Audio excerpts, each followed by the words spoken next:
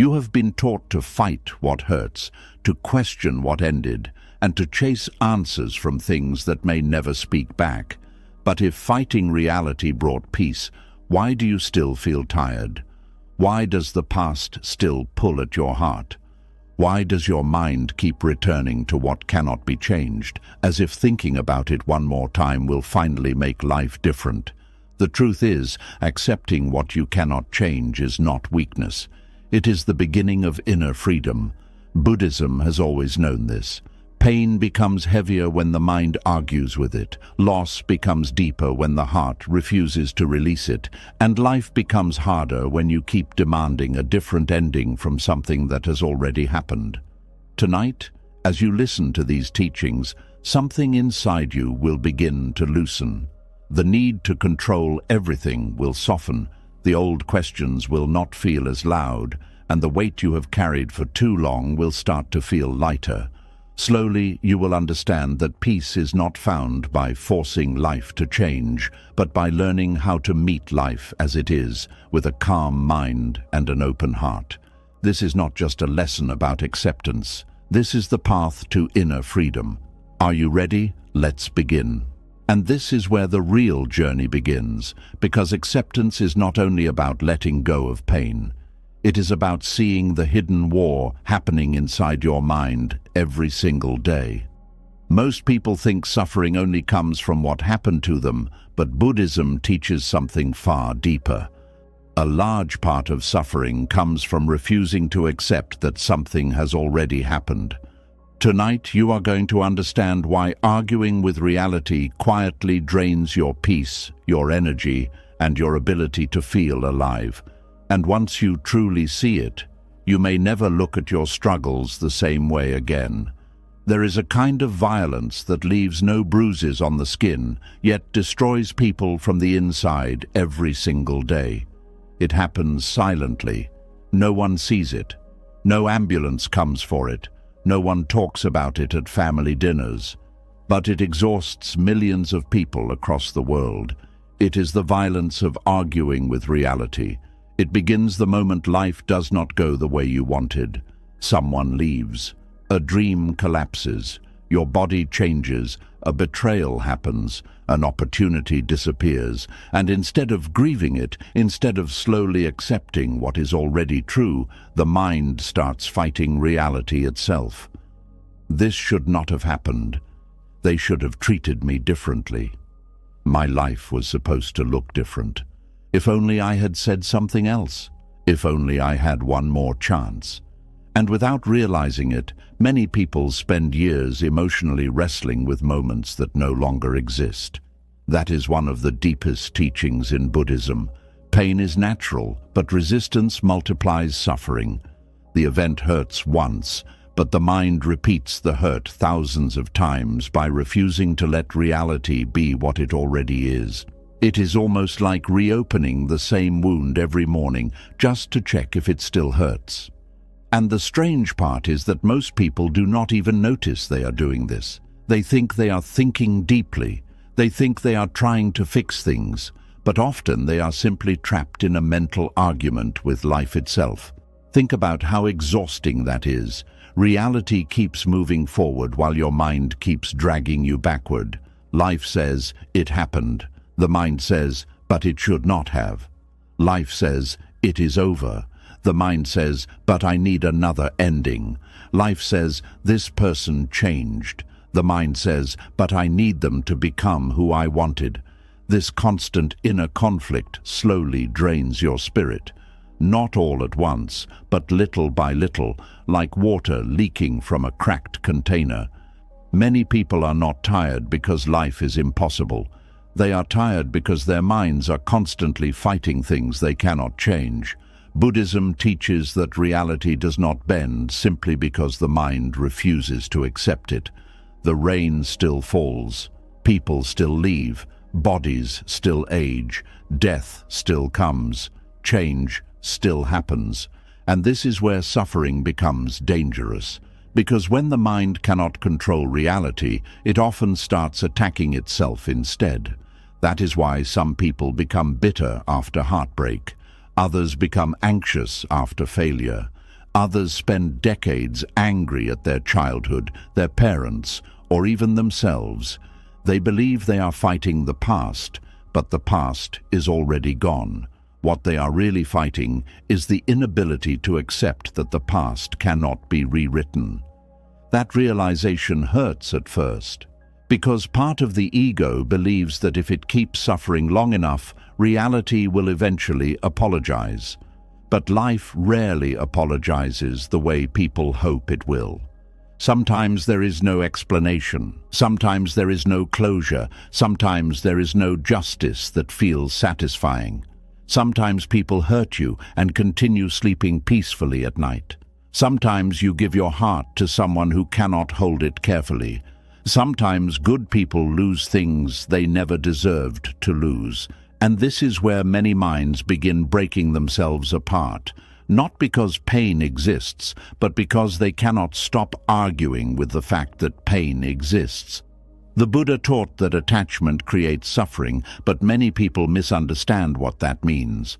Attachment is not only attachment to people or possessions. Sometimes the deepest attachment is attachment to how life was supposed to go. That expectation becomes a prison. A person says, "I was supposed to be loved by now. I was supposed to be successful by now. My family was supposed to understand me. My life was supposed to be easier." And when reality does not match the story in the mind, frustration begins growing like weeds in a neglected garden. This is why two people can experience the exact same event, yet suffer differently. One person experiences loss and slowly grieves. The other experiences loss and mentally fights it every day for 10 years. One accepts change. The other keeps demanding the old version of life back. One allows pain to move through them. The other builds an identity around resisting it. And eventually, resistance becomes heavier than the original pain itself. There are people still emotionally living inside arguments from 20 years ago, still replaying conversations, still trying to mentally defend themselves against people who may not even remember the situation anymore. That is the quiet violence of refusing reality. It chains your nervous system to moments that no longer exist. Your body continues living in the present while your mind stays emotionally trapped in another time. And slowly, peace disappears. You see it everywhere. Someone cannot accept aging, so they become obsessed with trying to look younger every year, terrified of every wrinkle as if time itself is an enemy. Someone cannot accept rejection, so they keep chasing people who clearly no longer want them. Someone cannot accept uncertainty, so they overthink every detail of life until their own thoughts exhaust them. Someone cannot accept imperfection, so they spend their lives feeling inadequate no matter how much they achieve. Underneath all of it is the same hidden struggle. Reality did not match the mind's demands. Buddhism does not teach people to stop caring about life. It teaches people to stop destroying themselves, fighting what already exists. That is very different. Acceptance is not saying pain feels good. Acceptance is saying, this is what is here right now. And strangely, that simple shift changes everything, because when the mind finally stops screaming at reality, energy becomes available again. You can breathe again. You can think clearly again. You can sleep without mentally replaying every mistake. You stop carrying the impossible burden of trying to undo what cannot be undone. One of the hardest truths to accept is that reality does not need your agreement to be real. A storm does not stop because you dislike it. A breakup does not reverse because you cannot accept it. A person does not suddenly become emotionally healthy because you loved them deeply. Life simply continues. At first, this sounds harsh, but hidden inside it is freedom. Because once you stop demanding reality become something else, you can finally meet life honestly instead of constantly resisting it. And honesty is where healing begins. Many people think healing means erasing pain, But Buddhism often points toward something gentler and wiser. Healing is learning how to stop turning pain into permanent inner war. There is a huge difference between feeling sadness and becoming consumed by resistance to sadness. A huge difference between grief and refusing to let grief move naturally. A huge difference between remembering pain and worshipping pain. The mind that constantly argues with reality eventually becomes addicted to suffering, because suffering creates the illusion of control. If I keep thinking about it, maybe I can fix it. If I keep replaying it, maybe I can change it. If I keep hurting over it, maybe it will somehow become different. But reality remains unmoved. And this is why acceptance feels terrifying to many people.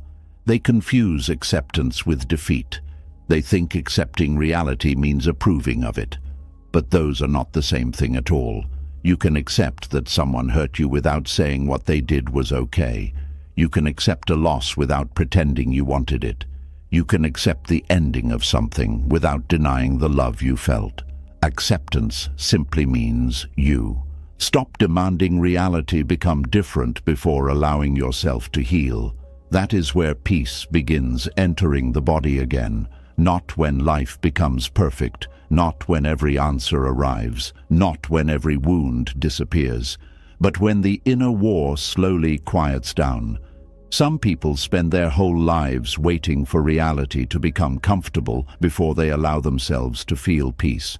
But peace was never hiding inside perfect circumstances. Peace appears when the mind stops resisting the truth of the present moment, and that takes courage. Real courage is not controlling everything around you. Real courage is sitting quietly with reality without needing to escape it, numb it, deny it, or rewrite it. That is why Buddhist monks spend so much time observing the mind, because they understand something most people miss. A restless mind creates endless suffering, even inside comfortable lives. You can have money and still suffer, relationships and still suffer, success and still suffer, because external comfort cannot free a mind addicted to resistance. A person can move to another city and still carry the same inner chaos, find another partner and still repeat the same emotional patterns, achieve success and still feel empty afterward. Why? Because the deepest suffering was never only outside them, it was inside the constant battle against reality itself. And maybe this explains why some people become calmer after enormous hardship, while others become permanently bitter from smaller pain. The calmer person eventually stopped arguing with what happened. The bitter person kept demanding another past. This does not mean acceptance happens overnight. Sometimes acceptance comes in tiny pieces. First, the mind softens, then the body relaxes. Then the endless replaying slowly decreases. Then one day, you notice the memory no longer controls your entire nervous system. You remember, but you are no longer trapped inside remembering. That is healing, not forgetting, not pretending, not becoming emotionless, but finally allowing reality to exist without fighting it every second. And something surprising happens after that. Life begins feeling lighter, not because problems disappear, but because you stop carrying the extra weight created by resistance. A difficult truth becomes easier to hold once you stop demanding it become something else. Even grief changes shape when it is no longer mixed with resistance. There are people who lost someone they deeply loved, yet eventually found peace. Not because the loss stopped mattering, but because they stopped mentally screaming against the fact that it happened. That does not erase love. If anything, it honors love more honestly. Because love does not need denial to remain meaningful. The same is true for regret. Everyone has moments they wish they could change. Things they should have said. Risks they should have taken. Warnings they ignored. Versions of themselves they no longer recognize. But there comes a moment where healing asks a painful question. How long will you punish yourself for being human? because no amount of guilt can rewrite time, and no amount of self-hatred can heal the past. At some point, the mind must stop placing itself on trial every day. This is one reason Buddhist teachings emphasize compassion so deeply. Not only compassion for others, but compassion toward your own imperfect humanity.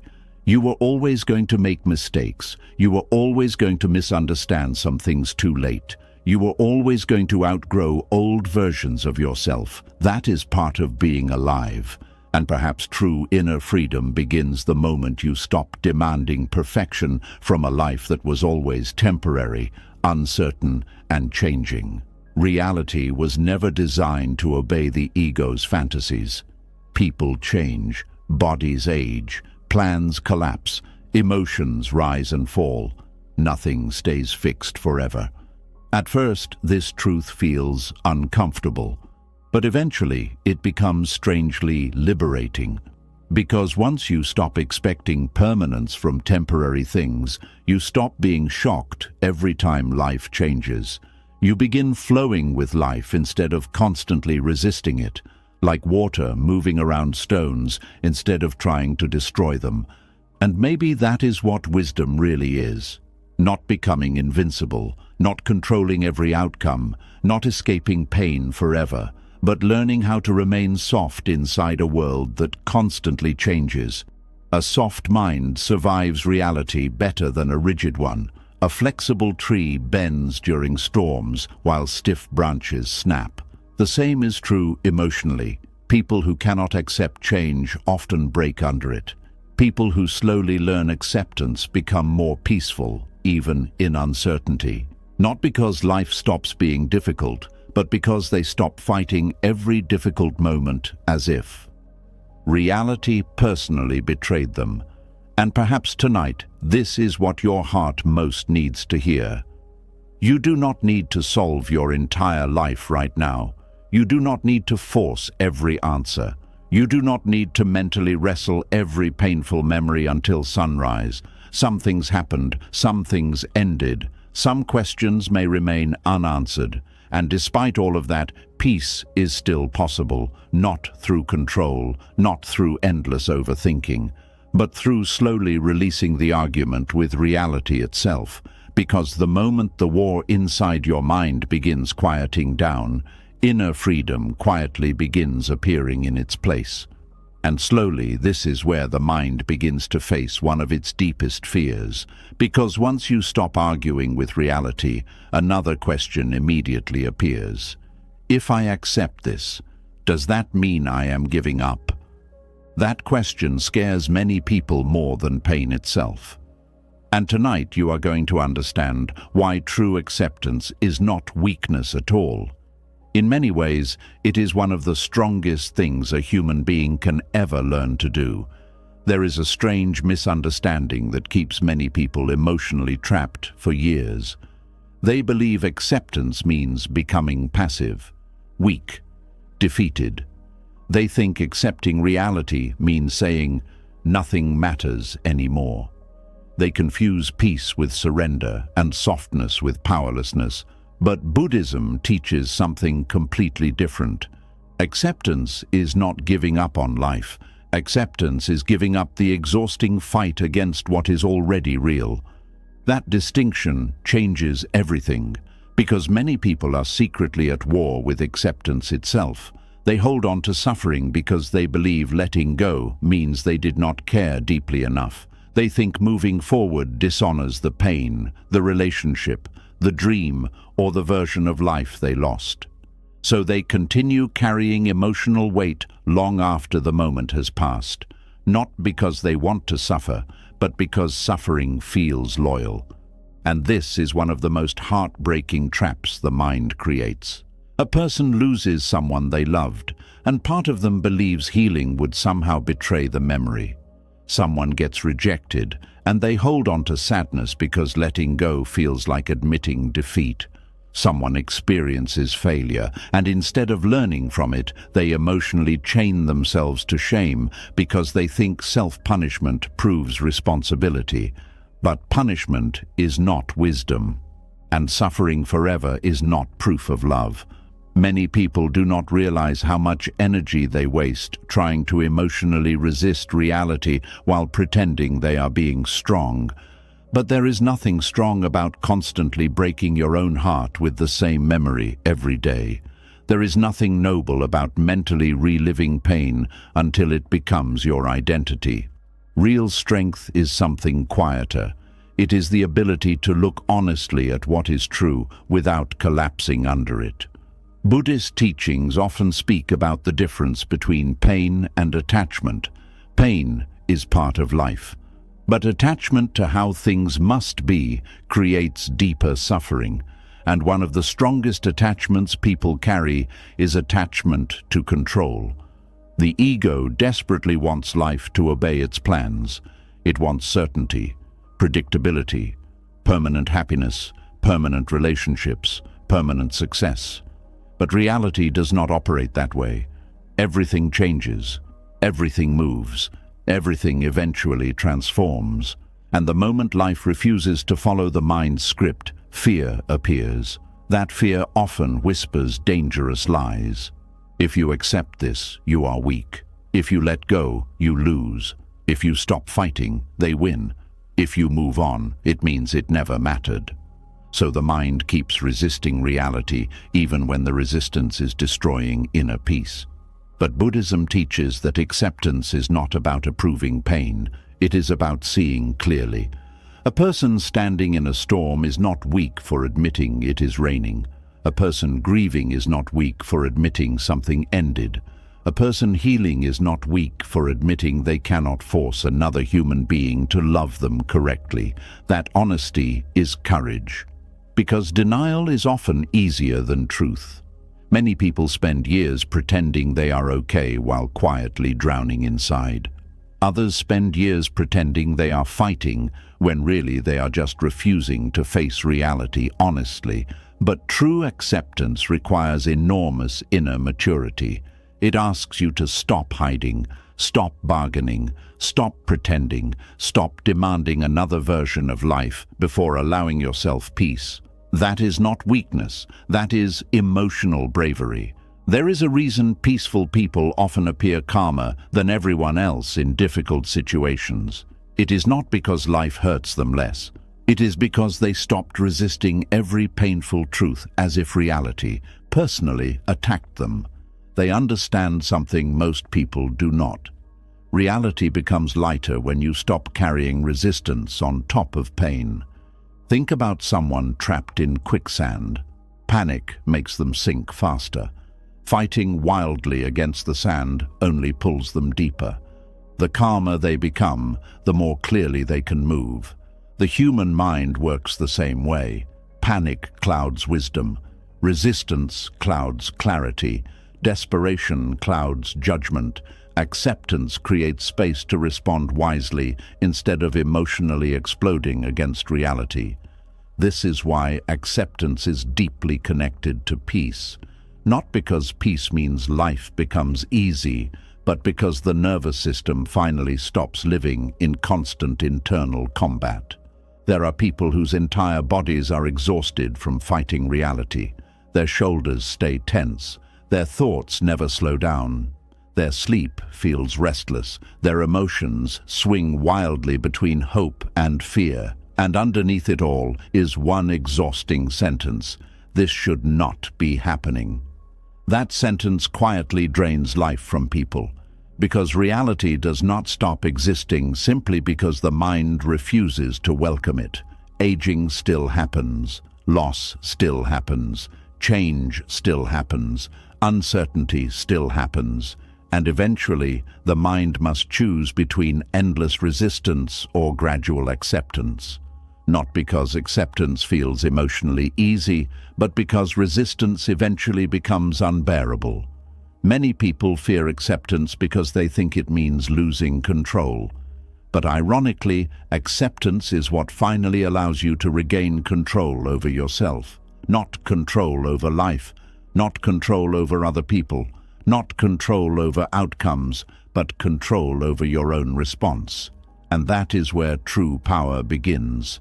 Buddhism repeatedly teaches that suffering grows when the mind clings too tightly to things outside its control.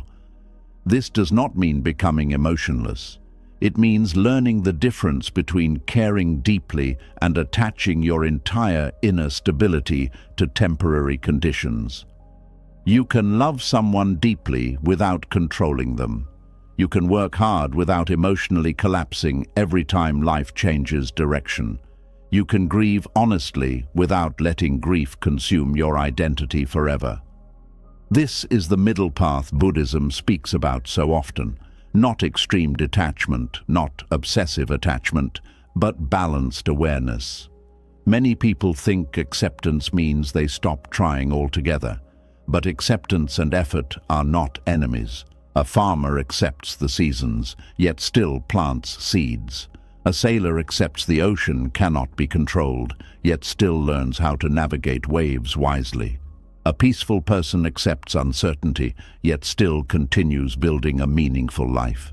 Acceptance does not stop action, it stops emotional warfare against reality. And strangely, once the mind stops fighting reality, clearer action becomes possible. People trapped in resistance often make decisions from panic, fear, ego, or desperation. They chase unavailable people, force impossible situations, destroy their peace trying to control outcomes. But acceptance allows wiser movement. You begin responding instead of reacting. You stop begging life to become something else before allowing yourself dignity. And this is where acceptance becomes deeply empowering instead of passive. Because the moment you stop emotionally wrestling reality, your energy returns, not all at once, but slowly. The mental noise decreases, the obsession softens, the emotional exhaustion eases, and suddenly you can see possibilities that resistance kept hiding from you. Many people delay healing because they secretly believe acceptance means the story is over.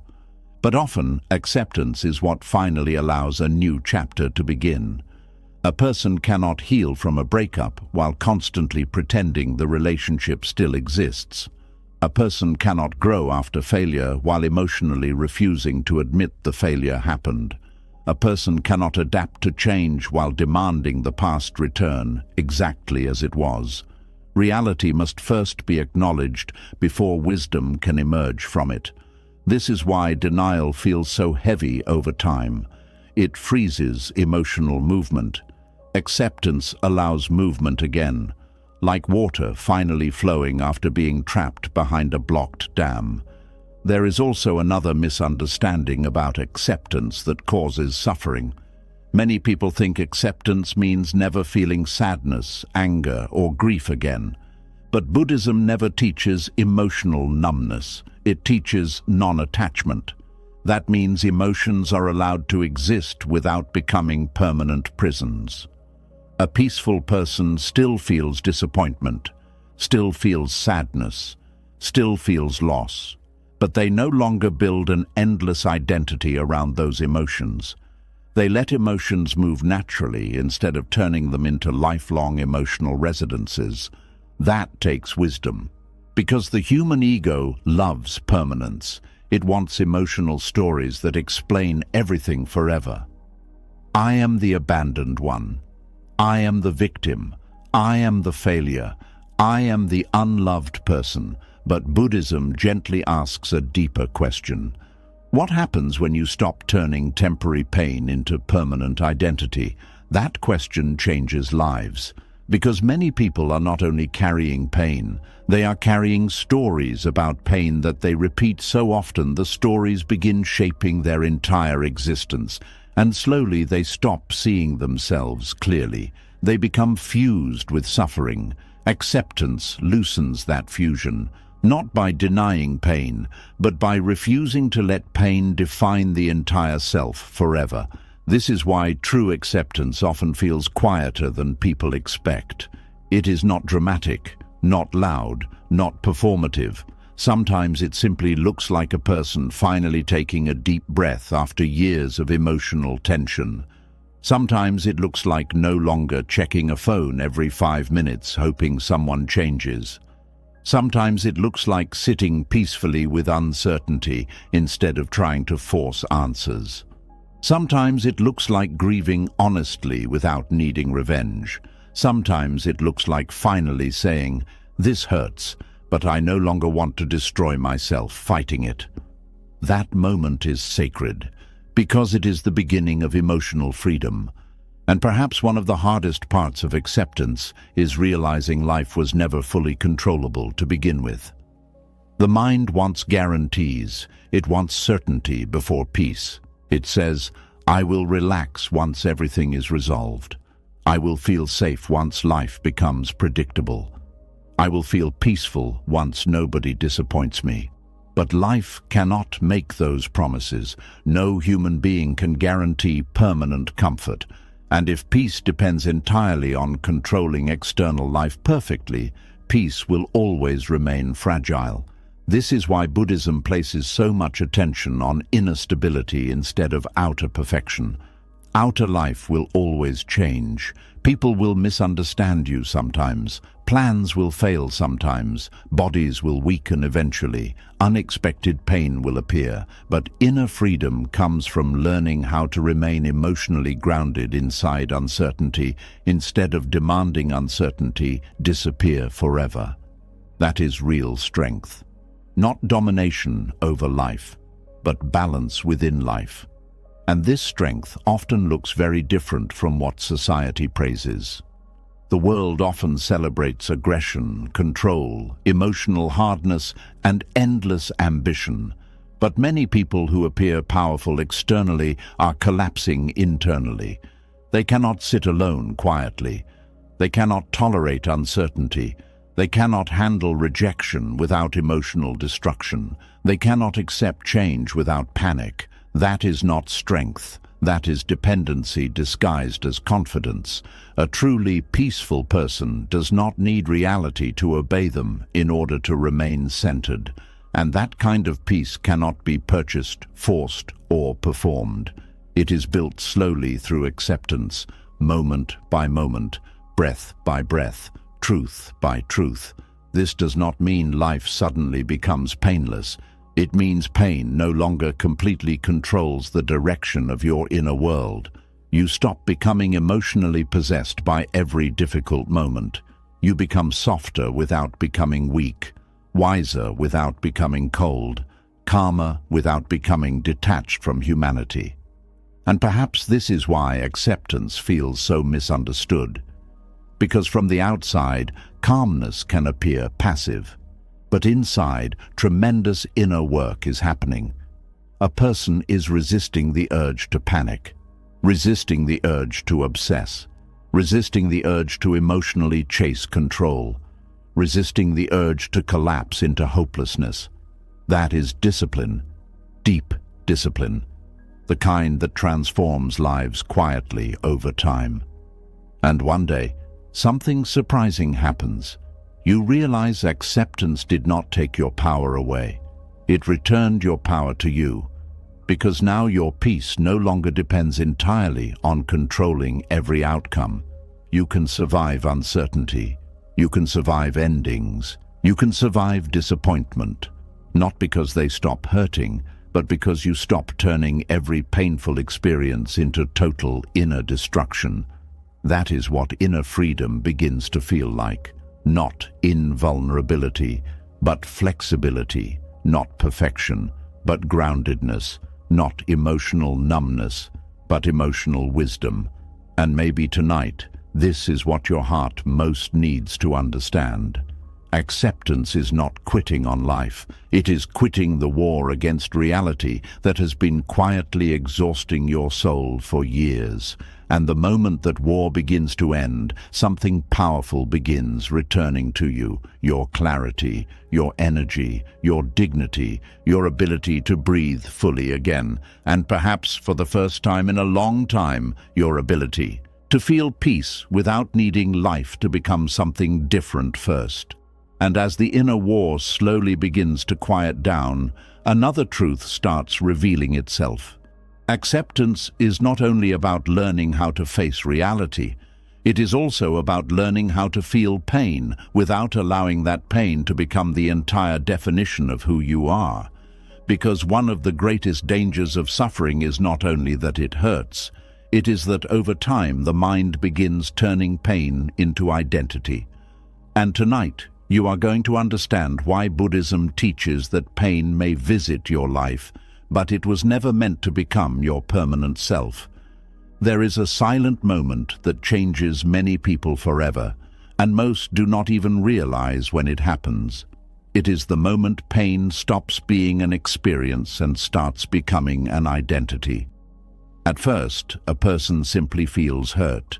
Then slowly, without noticing, they begin becoming the hurt person. Not someone experiencing grief, but someone who believes grief is now their entire existence. Not someone who went through rejection, but someone who believes they are permanently unlovable.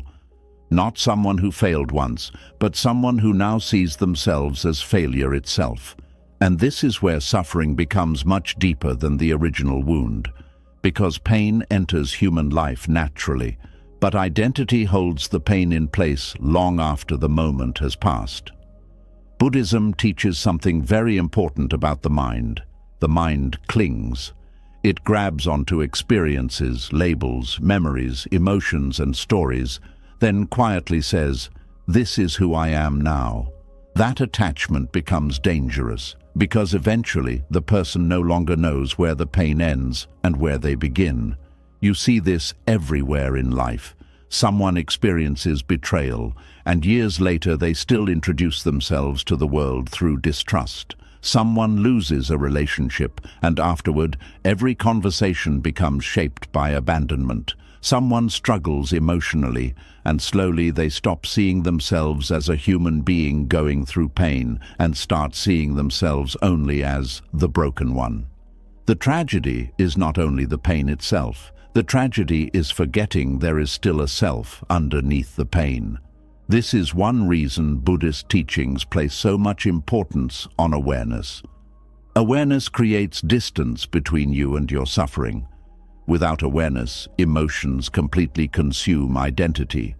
With awareness, you begin realizing something life-changing. I am experiencing pain, but I am not pain itself. That single realization can completely transform the way a person heals. Because many people secretly believe that if they stop identifying with pain, their experiences will no longer matter. But Buddhism teaches the opposite. You can honor your suffering without worshipping it forever. There is a difference between acknowledging a wound and building your entire personality around bleeding. And sadly, modern life often encourages people to become trapped inside emotional identities. People repeat their pain story so often that it becomes the main way they relate to themselves and others. The mind says, "This happened to me, therefore this is who I am." But pain is an event, not a permanent identity. Clouds pass through the sky, but the sky itself remains. Emotions pass through the mind, but awareness remains beneath them. And this is one of the deepest forms of inner freedom Buddhism offers. The understanding that thoughts, feelings, wounds, fears, and grief are experiences moving through consciousness. They are not the total truth of who you are. This does not mean denying emotions. In fact, Buddhism encourages people to fully witness emotions instead of suppressing them. But witnessing is very different from becoming consumed. A peaceful person allows sadness to exist without turning sadness into their permanent self-image. A peaceful person allows grief to move naturally without making grief the center of their entire identity forever. That is emotional wisdom. Many people think healing means never hurting again. But healing is often much simpler and much gentler than that. Healing is learning how to carry pain without allowing it to swallow your identity whole. Because pain changes shape when the mind stops feeding it with endless self-definition. Think about how often people say things like, "I am anxious," "I am damaged," "I am unwanted," "I am ruined." And while those words may feel emotionally true in painful moments, the mind slowly absorbs them as identity. The person no longer experiences anxiety occasionally. They become the anxious person. They no longer experience heartbreak.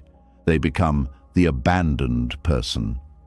The wound stops being temporary and starts becoming personal identity.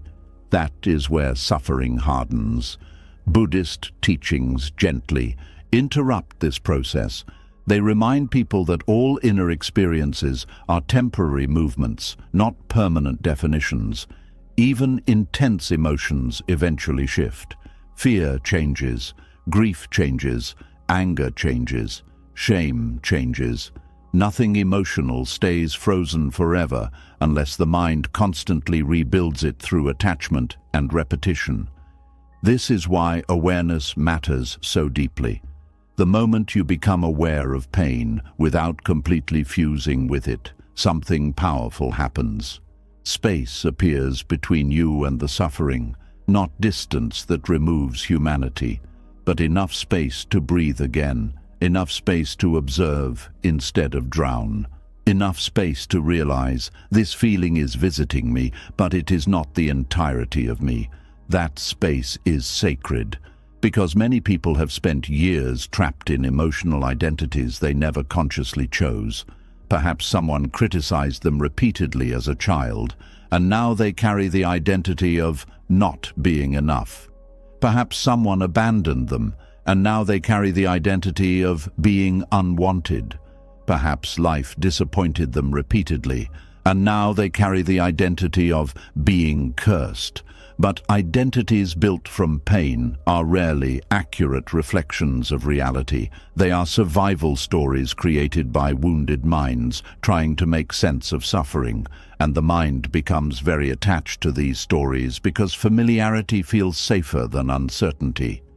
Even painful identities can feel emotionally comforting simply because they are known. A person who believes they are unworthy may unconsciously reject love because the old identity feels more familiar than happiness. A person who sees themselves as broken may resist healing because healing threatens the identity they have carried for years. This is why letting go of pain-based identity can feel frightening. Not because suffering feels good, but because the ego fears not knowing who it is without the suffering. And this is one of the most hidden fears in human life. Who am I without my pain? Who am I if I stop calling myself broken? Who am I if I stop defining myself by what happened to me?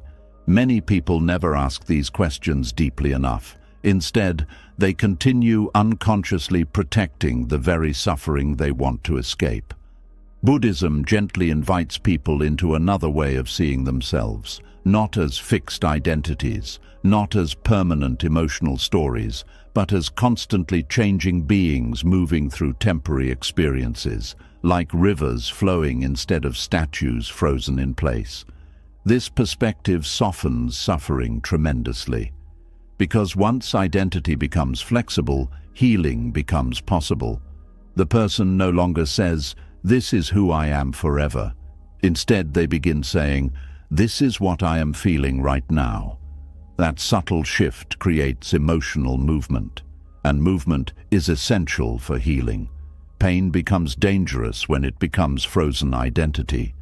But emotions naturally want to move when they are allowed to exist without resistance or attachment.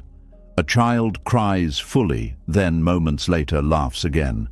Adults often lose this ability because the mind clings to emotional narratives long after emotions naturally wanted to pass.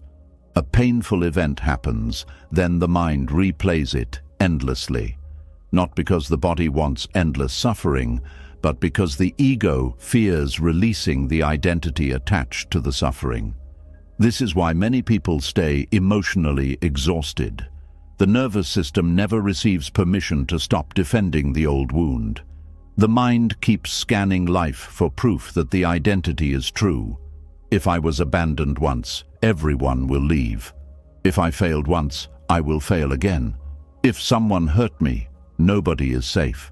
The original pain becomes a lens through which all future experiences are interpreted, and eventually life itself starts shrinking, not because reality became smaller, but because identity became imprisoned inside suffering. Buddhist awareness slowly breaks this prison open, not by forcing positivity, not by pretending pain never happened, but by reminding the mind, you are larger than this moment. You are larger than this emotion. You are larger than this story. That truth often takes years to fully understand, especially because suffering can feel so personal. When pain enters the heart deeply, it often feels permanent. The mind says, I will always feel this way. But human emotions are like weather patterns. Intense storms can feel endless while they are happening, yet eventually they shift. The problem is not only pain itself. The problem is the mind trying to turn temporary emotional weather into permanent identity. This is why awareness and mindfulness are so powerful in Buddhist practice.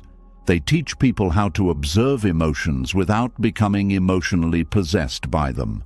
A thought appears, a feeling appears, a memory appears. But instead of instantly merging with it, awareness quietly watches, like sitting beside a river instead of being swept away by every current.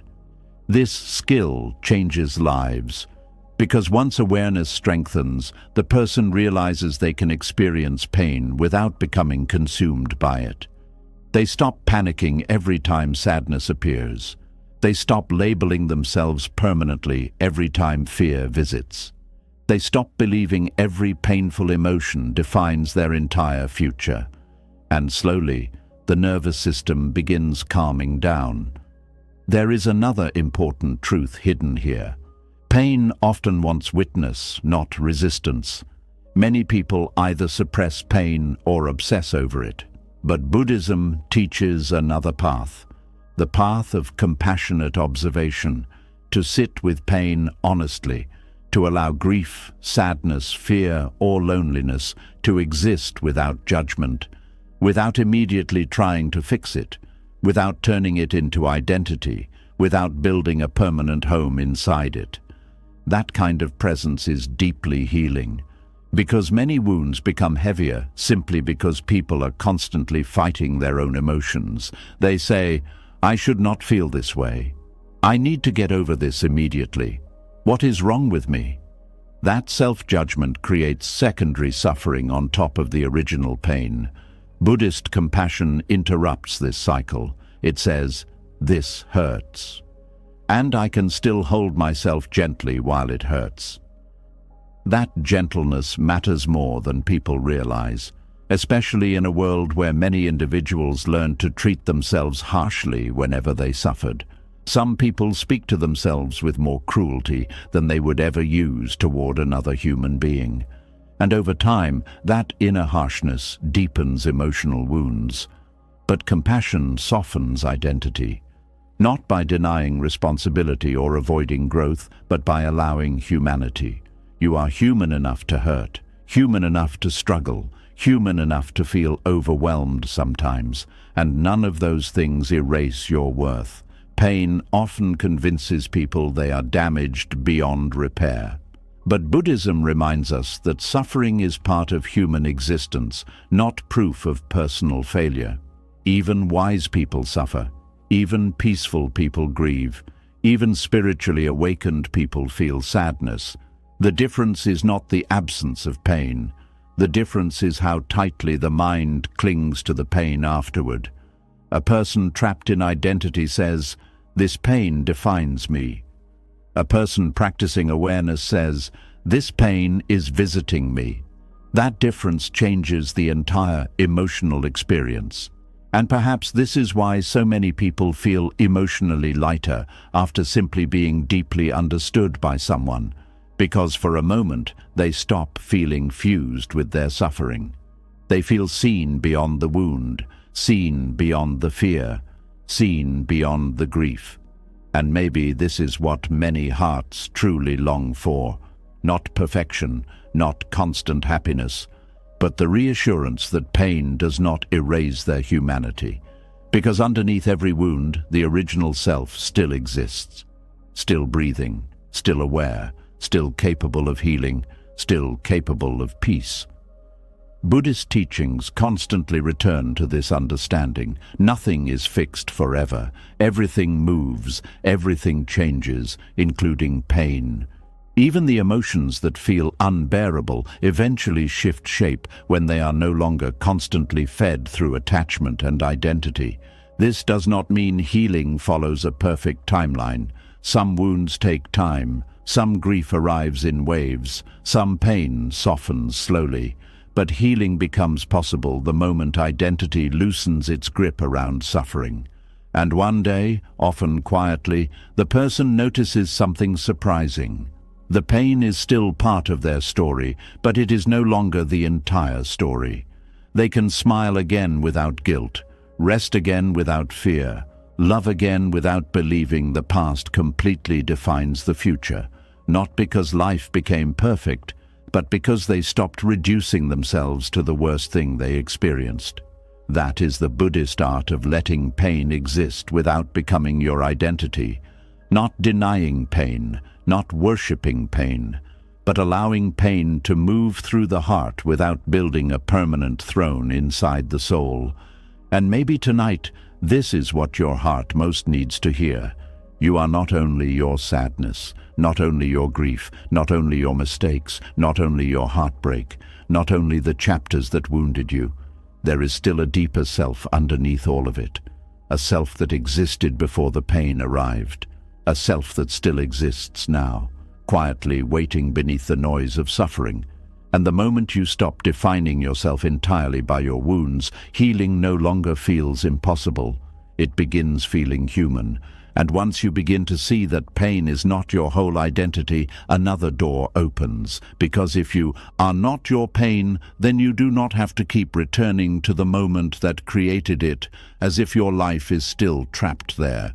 You do not have to keep walking back into the same memory, hoping this time the ending will change. This is where the mind becomes very clever. It tells you it is only trying to understand. It tells you it is only trying to protect you. But sometimes what you call reflection is really a quiet prison.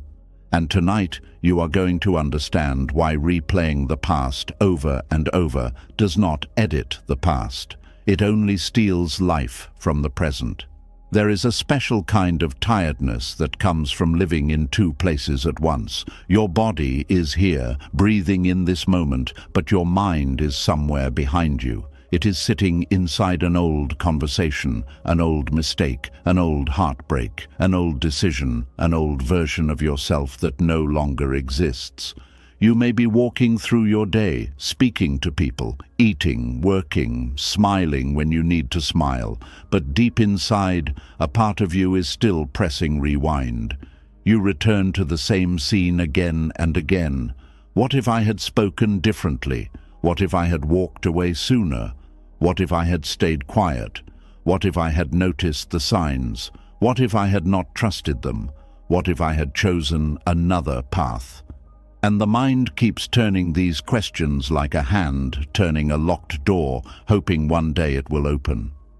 But the past is not a door you can reopen. It is a room you have already left, even if your thoughts keep going back to sit inside it. This is why Buddhism speaks so deeply about the present moment. Not because the past means nothing, but because the present is the only place where life can actually be touched. The past can teach you, but it cannot hold you. The past can shape you, but it does not have to own you. The past can be remembered, but it cannot be edited by suffering. And that is the painful truth many people avoid. No amount of replaying can change what happened. No amount of guilt can rewrite one sentence.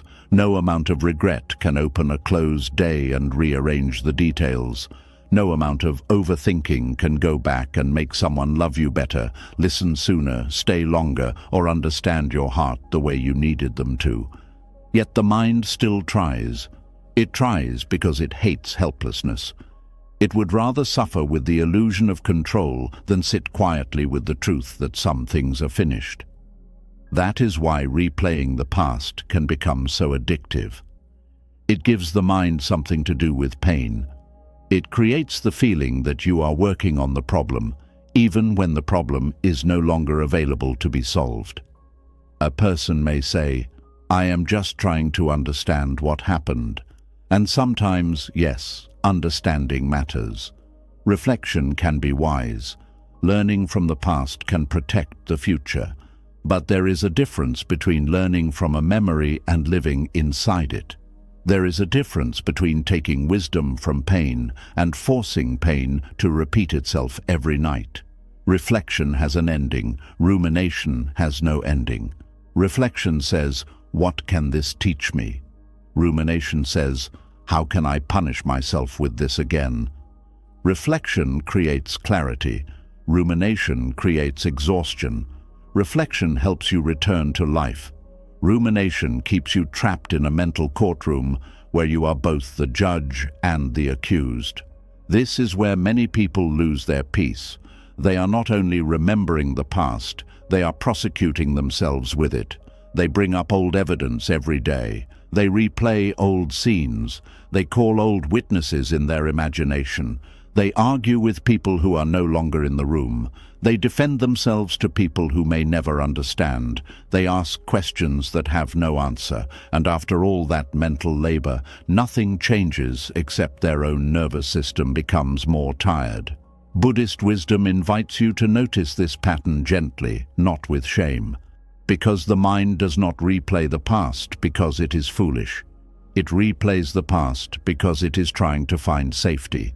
It believes that if it studies the pain long enough, it can prevent future pain. It believes that if it finds the exact mistake, it can guarantee nothing like that ever happens again. But life does not give that kind of guarantee. You can learn. You can become wiser. You can become more careful. You can strengthen your boundaries. You can listen more closely to your intuition. But you cannot create a life where nothing painful ever happens again. And if your mind believes endless replaying will create perfect safety, it will never let you rest.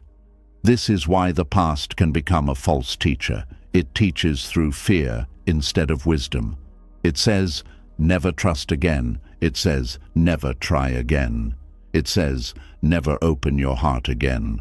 It says, "Never believe in yourself again." It takes one painful chapter and tries to turn it into the law of your entire life. But Buddhism teaches that everything changes, even pain, even fear, even the meaning of what happened to you. A memory that once felt like a life sentence can slowly become a teacher when you stop using it as a weapon against yourself. The past is not meant to be erased. It is meant to be understood, honored, and released from the role of controlling your whole inner world. There are people who are not living their lives. They are living their memories. They wake up in the morning and the first thing their mind does is return to what went wrong. They compare today to what was lost yesterday. They measure every new person against an old wound. They bring yesterday's fear into today's possibility. Then they wonder why life feels heavy. The reason is simple. You cannot carry every old version of yourself and still feel light.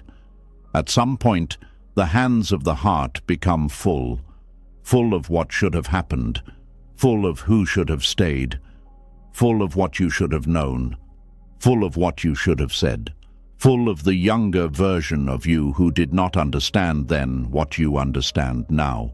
And this is where compassion becomes necessary, because many people are not only replaying the past, they are attacking their past self with the knowledge they have today. They say, "How could I have been so blind? How could I have trusted that person? How could I have wasted so much time? How could I have made that decision?" But the version of you who lived through that moment did not have the wisdom you have now. They had the wounds, fears, hopes, confusion, and limited understanding they had then. They were not operating with today's clarity. They were doing what they could with the awareness they had. This does not mean every choice was good. It does not mean there are no consequences. It means healing requires fairness towards your own humanity. You cannot keep beating an old version of yourself for not knowing what only pain eventually taught you. That is not growth. That is cruelty wearing the mask of reflection. Buddhism encourages right understanding. This means seeing clearly, not seeing harshly. Clear seeing says, that happened. I see what I did not understand. I see what I need to learn. I see what I must not repeat. Harsh seeing says, I am stupid. I am ruined. I should have known everything. One brings wisdom, the other brings shame. And shame does not free you from the past. It ties you to it more tightly. When you replay the past through shame, the memory becomes heavier each time. It stops being a lesson and becomes an identity. You begin to believe you are the mistake. You are the loss. You are the failure. You are the person who was left. You are the person who was not chosen. You are the person who ruined everything. But this is not truth. This is pain speaking in a convincing voice. The Buddhist path asks you to listen more deeply than pain. Beneath the noise of regret, there is often a softer truth asking to be heard. Maybe the truth is, I needed love. Maybe the truth is, I wanted safety. Maybe the truth is, I did not know how to protect myself then. Maybe the truth is, I was afraid. Maybe the truth is, I was learning. When you see the past with compassion, the mind begins to loosen. The memory may still hurt, but it no longer needs to humiliate you. It no longer needs to drag you into endless self-attack. It can become part of your path instead of the place where your spirit remains trapped. There is another reason people replay the past. They are trying to create a different ending emotionally, even though the actual ending cannot change. The mind replays the conversation and finally says the perfect words. It imagines walking away with dignity. It imagines being understood. It imagines the other person crying, apologizing, returning, realizing what they lost. For a few seconds, the mind feels relief. Then reality returns, and the heart feels the wound again. This cycle can become painful because the mind keeps offering imaginary repairs to real wounds. But an imagined apology does not heal the body. An imagined ending does not change what happened. An imagined version of someone becoming kind does not remove the truth of how they behaved. This does not mean imagination is bad. It means the heart must eventually stop feeding on fantasies that keep it emotionally tied to what is gone. Sometimes the most healing sentence is also the hardest one. It happened the way it happened, not the way it should have, not the way you deserved, not the way your heart wanted, but the way it happened. This sentence can feel cold at first, but it is actually a doorway. Because when you finally stop trying to mentally edit the scene, you can begin caring for the person who survived it, and that person is you. Many people focus so much on changing the past that they forget to comfort the self, who is still hurting in the present. They keep asking, why did it happen? But rarely ask, what do I need now? They keep asking, how could they do that? But rarely ask, how can I protect my peace today? They keep asking, what if I had chosen differently? But rarely ask, what wise choice is available now? The mind addicted to the past asks questions that lead backward. The awakened mind begins asking questions that lead forward. This is not about rushing yourself. Buddhism is not asking you to force healing before your heart is ready. It is asking you to stop mistaking endless replaying for healing. Because sometimes what feels like processing is actually reopening. And there comes a moment when the wound does not need another replay. It needs kindness, it needs stillness, it needs permission to close. The past becomes easier to release when you understand that memory is not the same as reality. A memory is the mind's echo of something that happened. And every time you replay it, the mind may add fear, anger, regret, or longing to it. Over time, you may no longer be suffering only from what happened. You may be suffering from all the meanings your mind has attached to what happened. This is why two people can remember the same event differently. Memory is not a perfect recording. It is filtered through emotion. When you are ashamed, the past looks like proof you are not enough. When you are angry, the past looks like proof life is unfair. When you are afraid, the past looks like a warning that danger is everywhere. But when you are calm, the past may reveal a lesson that was hidden under the emotional storm. This is why stillness matters. A restless mind cannot understand the past clearly. It only keeps shaking the water and then complains that it cannot see the bottom. But when the mind becomes still, even painful memories can be seen with more wisdom. You begin to notice details you could not see before. You see your own innocence. You see your own needs. You see the other person's limitations. You see the conditions that shaped the event. You see what was yours to learn and what was never yours to carry. This is important because many people carry responsibility for things that were not fully theirs. They replay the past because they are trying to find the exact point where they could have controlled something that was never truly under their control. They think, if I had been better, they would have stayed. If I had been smarter, this would not have happened. If I had loved them differently, they would have changed. But sometimes people leave because of their own wounds. Sometimes people hurt you because of their own blindness. Sometimes opportunities fail because the conditions were not right. Sometimes life closes a door without explaining itself. Not everything that hurt you was caused by your failure. This truth can free a person from years of unnecessary self-blame. Buddhism teaches interdependence, the understanding that events arise from many causes and conditions. Nothing happens from one single cause alone. A relationship ending is not only one person. A failure is not only one mistake. A painful season is not only one decision. Life is woven from countless conditions, many visible, many invisible. When you understand this, the past becomes less personal in a painful way. You stop placing the entire universe on your own shoulders. You stop thinking everything happened because you were not enough. You begin seeing events more honestly, with wider eyes. This wider seeing is a form of freedom. It does not remove responsibility. It balances it. It allows you to own what is yours without carrying what belongs to life, timing, other people, or circumstances. That balance is very important. Some people avoid the past completely and never learn. Others obsess over the past and never live. The Buddhist way is neither avoidance nor obsession. It is mindful understanding. You look at the past with honesty. You take the lesson. You release the punishment. You return to the present, again and again.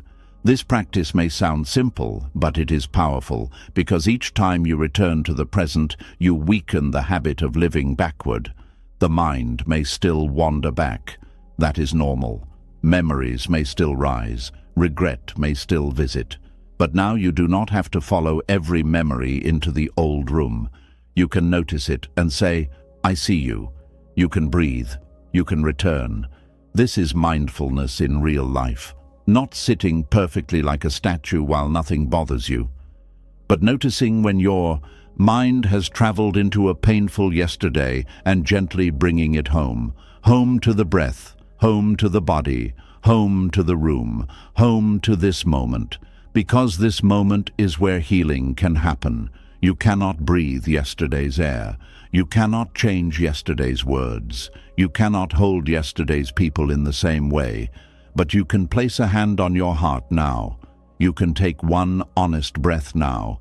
You can choose not to hurt yourself with the same memory now. You can begin again now. The present may feel small compared to the intensity of the past, but it holds a power the past no longer has. The present can still be shaped. That is why returning to now is not weakness, it is wisdom. Every time you stop replaying the past as if it can be edited, you reclaim a little more life. You reclaim attention, you reclaim energy, you reclaim emotional space. You reclaim the part of yourself that has been standing at the door of a closed chapter, waiting for the pages to rearrange themselves. They will not rearrange. But you can write differently from here. That is the quiet mercy of life. It does not let you edit what is gone, but it does allow you to meet what remains with more awareness. Maybe you cannot change the words you said then, but you can speak with more kindness now. Maybe you cannot undo who left, but you can stop abandoning yourself now. Maybe you cannot recover the time you lost, but you can stop giving more time to regret now. Maybe you cannot erase the pain, but you can stop turning it into a daily ritual now. This is where inner freedom becomes practical, not dramatic, not magical, practical. It is the moment you notice the mind replaying the past and gently refuse to participate in your own suffering, not with anger, not with force, but with a calm reminder. This cannot be edited anymore. And then, what needs my attention now? That question is powerful because it returns your life to your hands. The past may have shaped you, but the present asks for your participation. The present asks for your care. The present asks for your honesty. The present asks for your breath. And slowly, the mind learns a new habit. Instead of going backward every time pain appears, it begins staying close to the body. Instead of rewriting old scenes, it begins listening to current needs. Instead of arguing with memory, it begins creating peace. This does not happen in one night, but it begins in one moment of noticing, one moment of choosing not to replay, one moment of breathing instead of returning to the old wound, one moment of saying, I have learned what I can. I do not need to suffer this again today.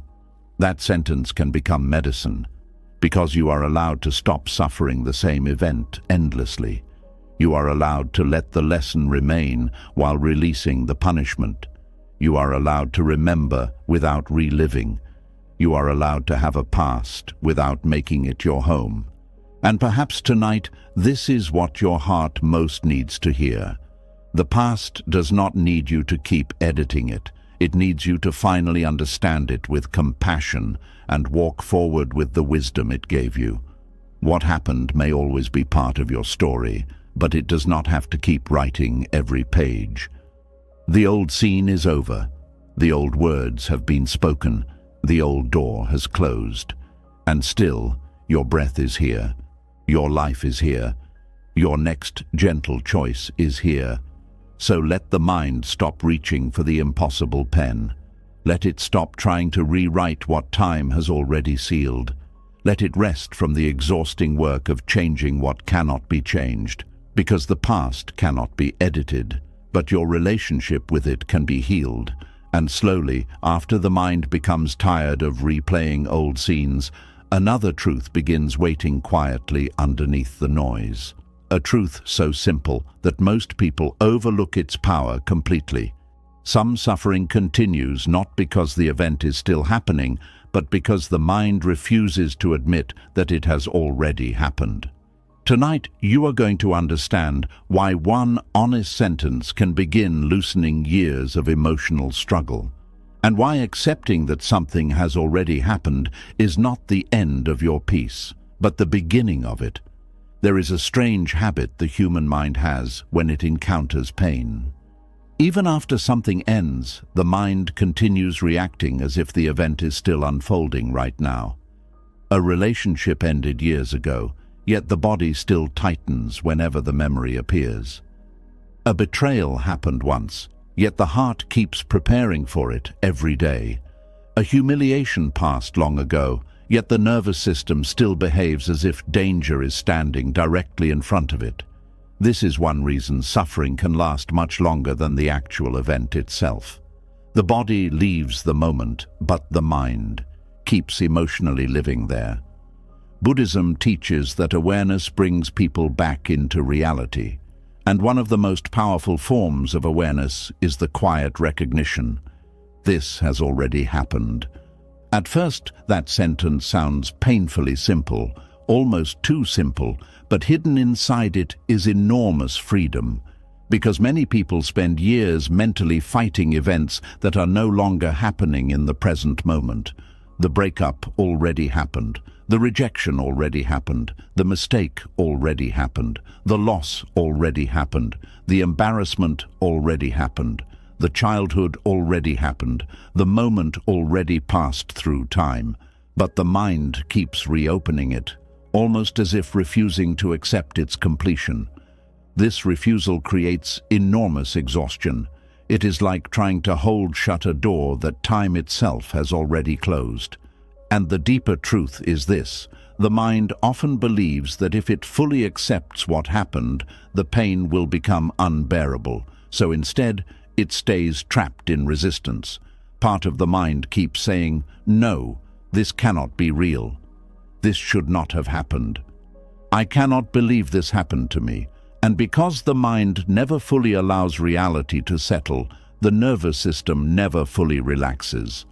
This is why acceptance is not emotional passivity. It is emotional completion, not completion in the sense that pain disappears instantly, but completion in the sense that the mind finally stops interrupting reality with endless argument. A wound cannot fully heal while being reopened every day. And the mind reopens pain through denial far more often than people realize.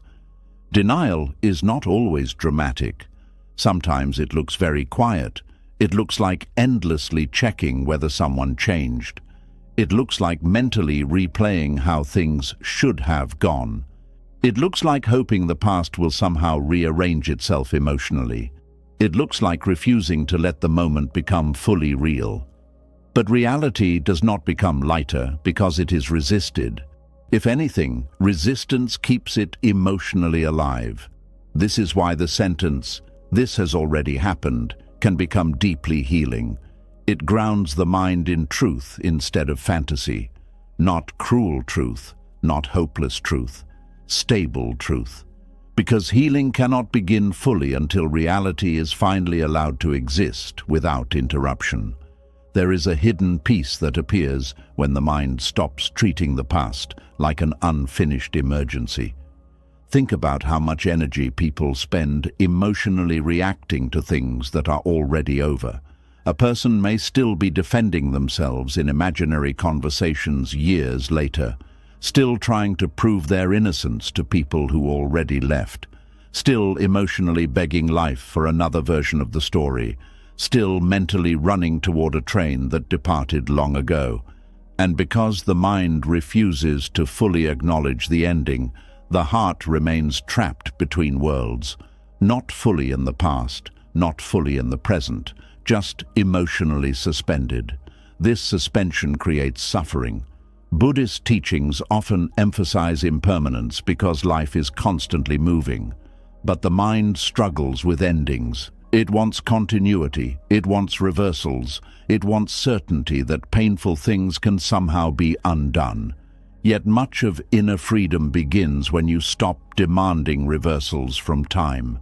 Time moves one way, and there is sadness in that truth, but there is also mercy. Because if painful moments pass, then suffering does not need to remain frozen forever either.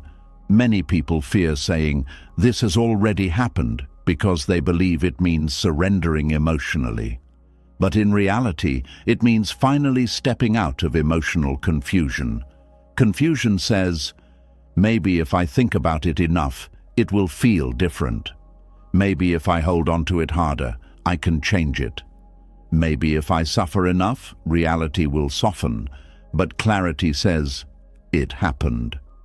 And strangely, that clarity begins calming the nervous system, because clarity ends the exhausting battle between reality and resistance. A person drowning emotionally often needs truth more than fantasy. Not harsh truth delivered coldly, gentle truth, grounding truth, the kind that says, Yes, this hurt. Yes, this changed things. Yes, this matters. And yes, it already happened. That last part matters deeply because the body often behaves as if the painful moment is still actively occurring. Trauma especially works this way. The nervous system becomes trapped in survival mode, continuously scanning for danger even after the original event ended. This is why mindfulness practices in Buddhism are so powerful. They slowly teach the body and mind how to return to the present moment instead of endlessly reliving the past. Breathing becomes important because breath exists now. Awareness becomes important because awareness exists now. The body sitting in the room exists now. Not yesterday, not the old argument, not the old heartbreak, not the old shame. Now. And slowly, through awareness, the mind begins realizing something extraordinary.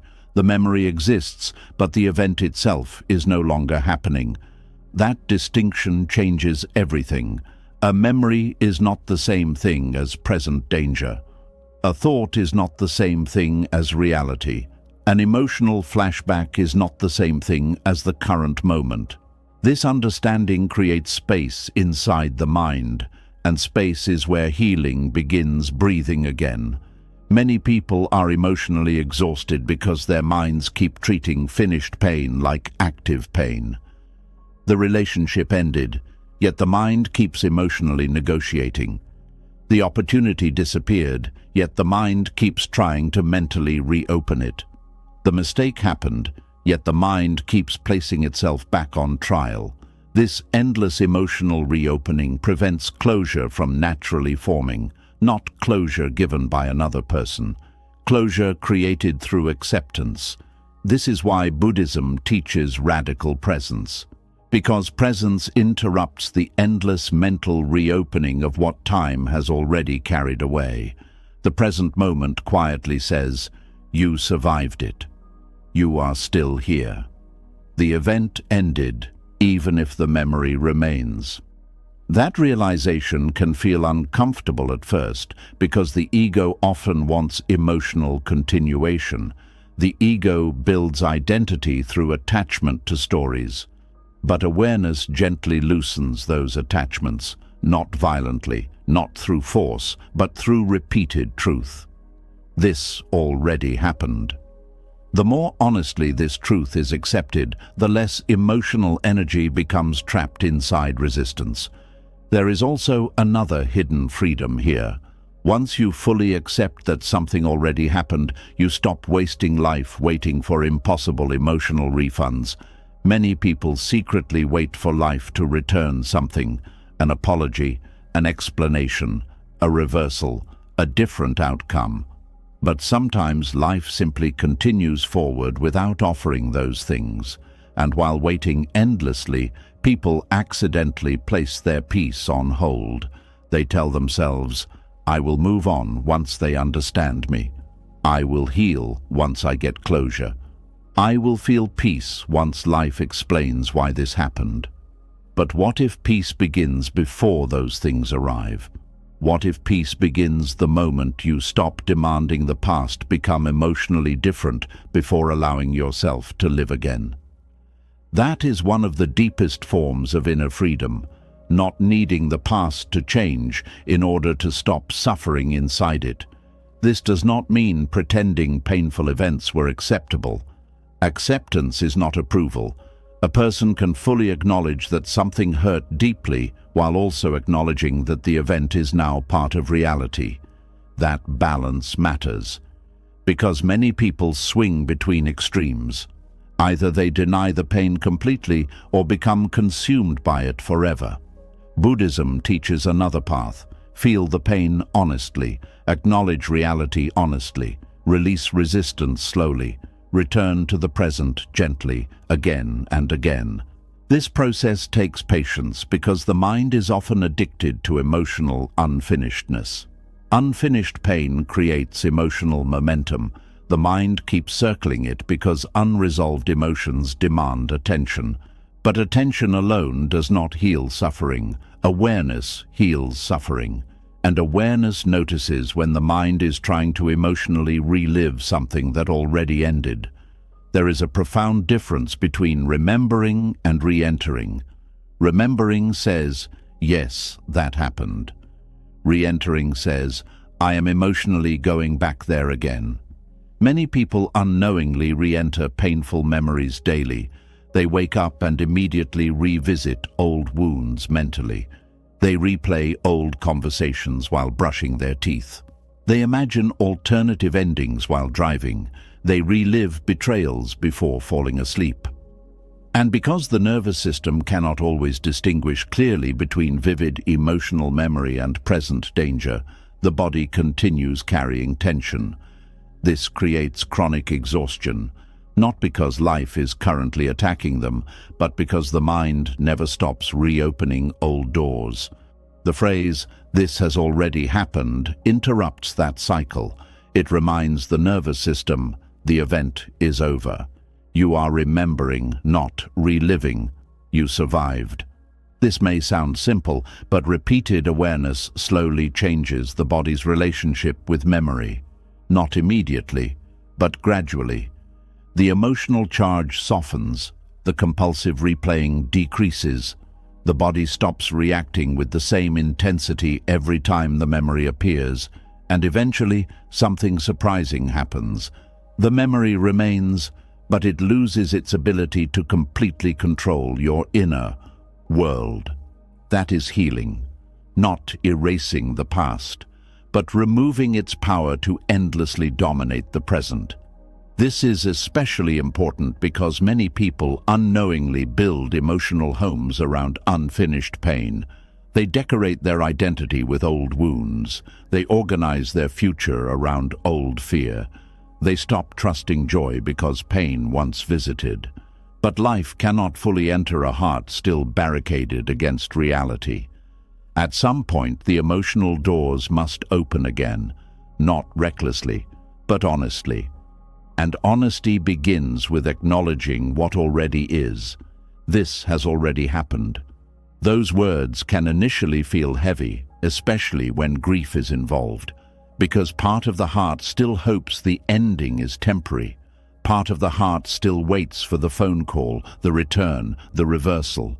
But healing begins when fantasy loosens its grip and reality is finally allowed into awareness fully. That is why grief often arrives in waves. The mind slowly catches up to reality piece by piece. One day the loss feels real. The next day denial returns. Then acceptance appears briefly again. This movement is natural. Buddhism never demands perfect emotional control. It simply invites awareness into the process, to notice resistance, to notice attachment, to notice denial, and to gently return again and again to truth. Not brutal truth, compassionate truth, the kind that allows healing instead of forcing suppression. Because suppressed pain does not disappear, it waits underneath the surface. Real healing requires honesty, not endless rumination, not emotional avoidance, honest presence. There is also freedom in realizing that once something has already happened, you no longer need to keep preparing for it emotionally every second. Some people live as if old pain is constantly about to happen again. They brace themselves against intimacy because of old heartbreak, brace themselves against trust because of old betrayal, brace themselves against joy because loss once followed happiness. Their bodies remain guarded long after the original danger passed, but awareness gently asks, how long will you continue protecting yourself from a moment that already ended? That question can break something open inside the heart, because many defenses outlive the danger they were created for, and eventually those defenses begin hurting the person more than protecting them. Walls built for survival can become prisons over time. This is why acceptance matters so deeply. Acceptance tells the nervous system, you do not need to remain inside the emergency forever. That message creates softness, not weakness, softness. the kind that allows breathing again, sleeping again, trusting carefully again, living again. Because life cannot be fully experienced while emotionally trapped in old, unfinished fear. There is also tremendous humility inside the phrase, "This has already happened." Humility accepts that reality cannot always be negotiated with. Some doors close, some people change, some seasons end, some opportunities disappear, and no amount of emotional resistance can force time backward. At first, this feels painful, but eventually it becomes freeing. Because once you stop trying to reverse reality emotionally, energy becomes available for living again. The mind becomes quieter. The body relaxes more easily. The present moment feels less distant. You begin noticing small things again. Light through windows, warm tea, silence, breath, laughter, rest. The ordinary details life was always offering while the mind remained trapped elsewhere. This is why presence feels sacred in Buddhism. Presence is not only spiritual awareness, it is emotional return. Return from memory, return from resistance, return from endless mental negotiation with reality, back into life itself.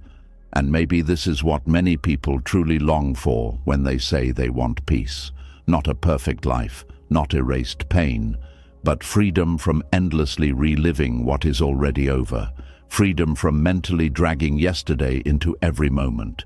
Freedom from the exhausting hope that the past might somehow become emotionally different if revisited enough times. That freedom begins quietly, with awareness, with honesty, with breath, with one simple sentence repeated gently until the nervous system finally believes it. This has already happened, not to create hopelessness, but to create release. Because once reality is finally allowed to settle fully inside awareness, the war against it begins ending. And in the silence left behind, peace slowly begins entering where resistance used to live.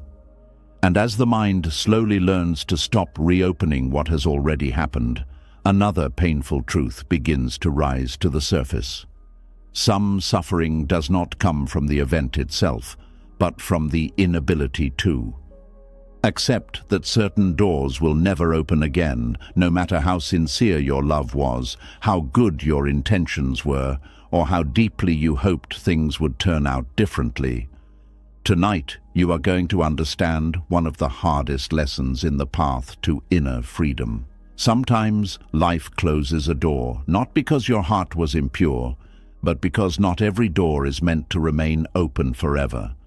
One of the most painful experiences in human life is realizing that goodness does not always guarantee the outcome you hoped for. You can love someone deeply, and they still leave. You can remain loyal, and still be betrayed.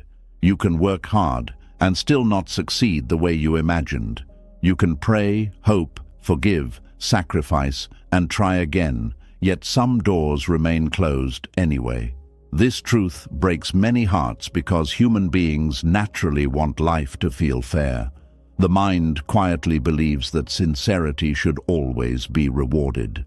It believes pure intentions should automatically create happy endings. But life does not always move according to emotional fairness. And this is where many people begin secretly fighting reality again. Not because they are weak, but because part of them cannot understand why something beautiful still disappeared, why something they cared for still ended, why something they truly wanted never arrived. This confusion can become very heavy, especially for gentle people, especially for people who gave their hearts honestly. Because when someone with a pure heart experiences rejection or loss, they often ask themselves dangerous questions. What is wrong with me? Why was I not enough? Why did life close this door after all I gave? And slowly, pain begins turning inward. Instead of seeing that life contains uncertainty, timing, other people's choices, and conditions beyond control, the person assumes the closed door must be proof of personal failure. But Buddhism teaches something different. Not all closed doors are punishments. Not all endings are proof of worthlessness. And not every loss means you failed. Sometimes life closes a door simply because that chapter has reached its end, even if your heart still wanted more pages. This is difficult to accept because the human mind wants clean explanations. It wants every painful ending to make perfect emotional sense. But reality often moves in more mysterious ways than the ego can understand. Some people enter your life only for a season. Some opportunities exist only to redirect you. Some dreams collapse because the version of you chasing them needed to change first. And some doors remain closed because opening them would eventually create deeper suffering you cannot yet see. At first, these ideas can sound frustrating. The hurting heart says, "But I loved them. But I tried. But I cared." And those feelings are real. They deserve compassion. But Buddhism gently reminds us that attachment often creates the illusion that effort guarantees permanence. It does not. You can water a garden lovingly and still experience winter. You can protect something carefully and still watch it change. You can offer your whole heart to someone and still discover they cannot meet you in the same depth. This does not erase the beauty of what you gave. And this is important to understand. A closed door does not automatically mean your love was foolish. Many people become ashamed after rejection or loss. They look back at their own sincerity and feel embarrassed by how deeply they cared. But there is nothing shameful about having a heart capable of genuine love. The shame belongs to cruelty, not tenderness. The shame belongs to dishonesty, not vulnerability.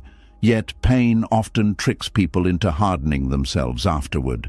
Someone hurts them, and they decide never to trust again. Life disappoints them, and they decide never to hope again. A door closes, and they decide to close themselves completely too. But Buddhism teaches that suffering should deepen wisdom, not destroy openness. There is a difference between becoming wise and becoming emotionally frozen. A wise person learns discernment. A wounded person sometimes learns fear, and fear often disguises itself as strength. It says, "I do not care anymore. I do not need anyone. I will never feel deeply again." But underneath those statements is usually a heart terrified of experiencing another closed door. This fear is understandable. Human beings naturally avoid pain, but a completely closed heart eventually suffers too, because life cannot fully enter a person who has barricaded themselves against disappointment. This is why Buddhist teachings emphasize balance so often. Not blind attachment, not total emotional withdrawal, but compassionate awareness. To love while understanding impermanence, to care while understanding uncertainty, to remain open without demanding guarantees from life. That is difficult, very difficult, because the ego constantly wants certainty before vulnerability. It says, "Promise me this will not hurt. Promise me they will stay. Promise me this effort will succeed. Promise me I will not lose again." But life cannot offer those promises. And perhaps part of maturity is learning how to keep living honestly without demanding impossible guarantees from existence. This does not mean becoming passive. It means accepting reality's uncertainty without allowing uncertainty to destroy your ability to love, trust, or move forward. There is also another painful truth hidden inside closed doors. Sometimes people remain emotionally attached to a closed door because reopening it feels easier than facing the unknown beyond it. The familiar pain becomes safer than uncertain possibility. A person may keep chasing someone unavailable because at least the emotional story feels known. They may stay emotionally attached to an old dream because releasing it would require creating a new direction. They may continue begging internally for old circumstances to return because moving forward feels frightening. This is why some closed doors become emotional obsessions. The mind keeps knocking, keeps hoping, keeps replaying, keeps bargaining, not only because of love or desire, but because uncertainty feels terrifying.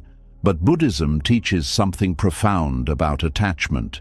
Clinging creates suffering because reality itself constantly changes. Nothing remains frozen forever. People change, feelings change, dreams change, circumstances change. And when the mind desperately tries to force permanence onto temporary things, suffering intensifies. This does not mean relationships or goals are meaningless. It means peace cannot depend entirely on controlling outcomes.